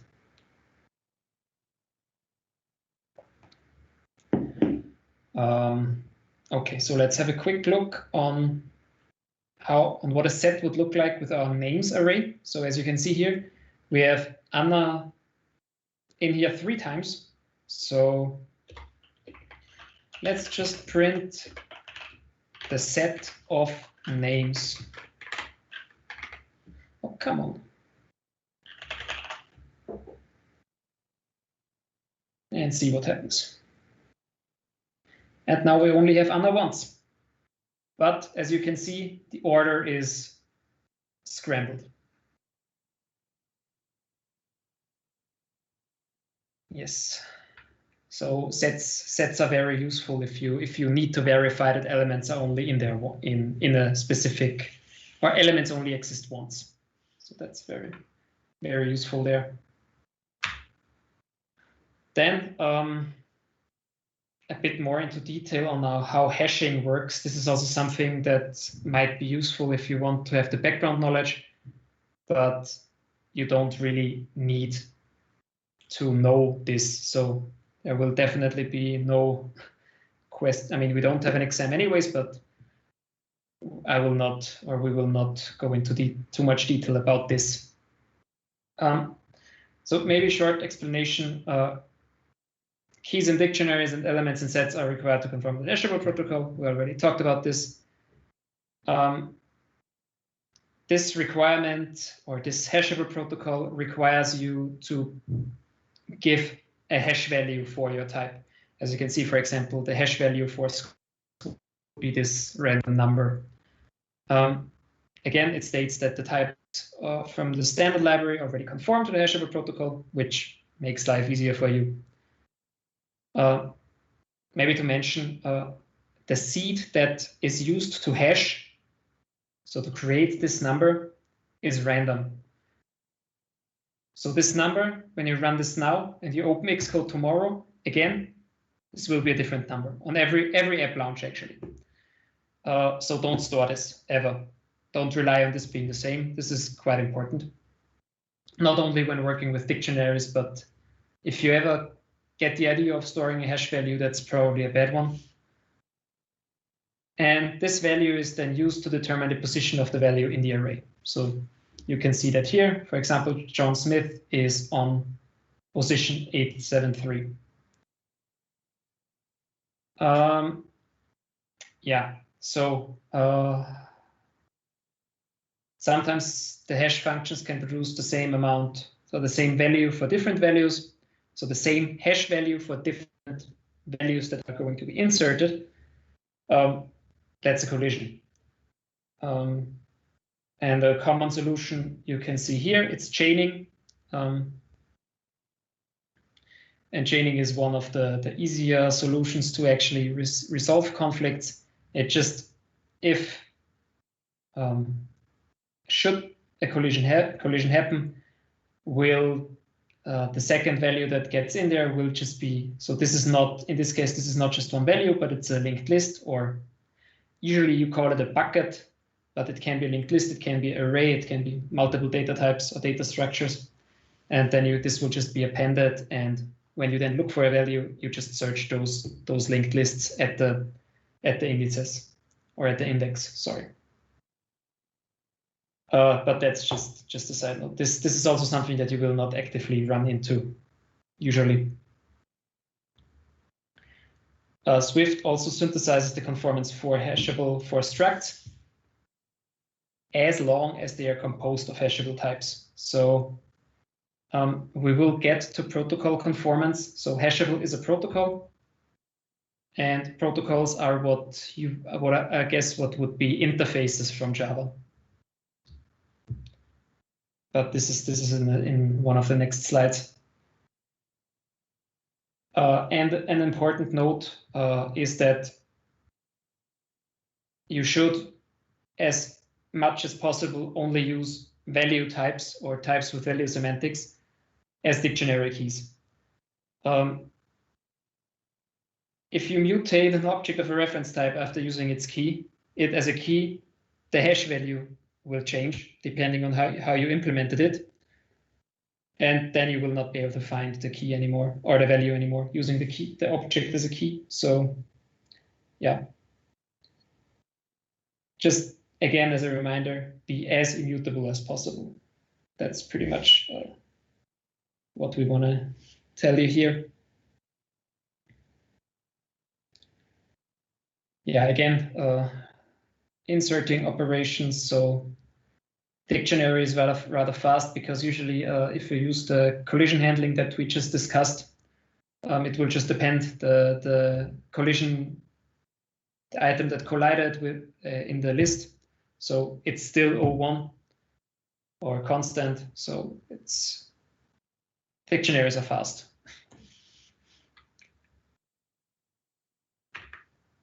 Okay, we're already at classes and structs.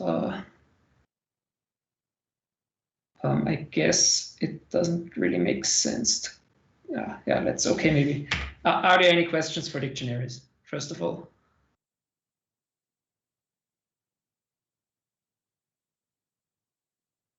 Okay, yeah, it's Friday at 4. I get it.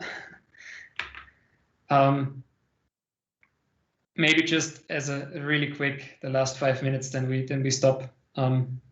We already talked in quite some detail about difference between classes and structs. You already saw that both can provide properties to store values. They can define methods. So some class can have a method that prints something that mutates internal state or whatever it wants to do. Define subscripts. So we're not going into much detail here now, but you can actually have this array syntax of accessing stuff by index. Like, for example, names 1.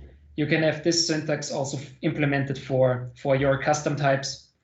Sometimes you have a private array inside of the class, and you can then just expose it via a subscript on the class itself. But we can get into more detail on that next week. Obviously, they can define initializers. They can be extended. This is also something then for next week, extensions and protocols. Those are also key concepts of Swift. I'm also looking forward to talking about that.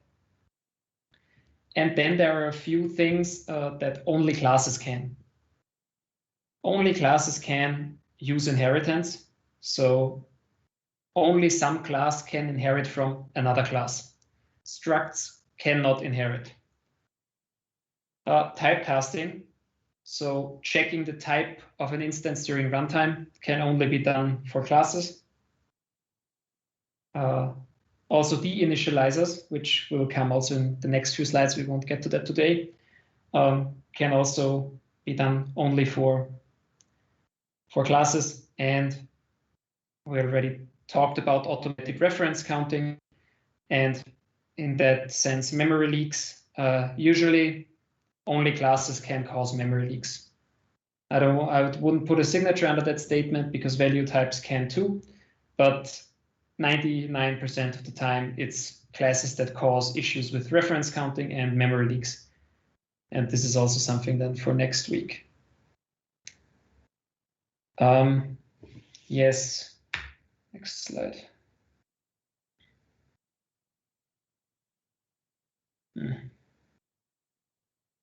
I think it would be better to do this in one go. Yeah, no, let's stop for today. Are there any questions to classes and structs and their differences?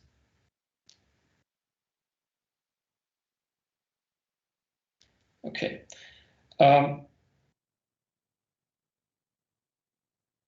Okay, I thought I heard something. Good, then we're done for today. Thanks for participating and asking questions again. Next time, Irina will obviously continue where we left off, and we will then finish the Swift slides. So one task, maybe, if you haven't installed Xcode yet, now's the time, because latest next week we will use it. So obviously not this week anymore, but maybe on Wednesday already, latest on Friday. Then again, we will use it and dive into actual UIKit action. Other than that, there's nothing from my side that you need to do until Wednesday. And yeah, there will be an update on the project then as well. I will talk to Irina. Yes, if there are no questions, I guess it's happy weekend, and yeah, that's it. Okay.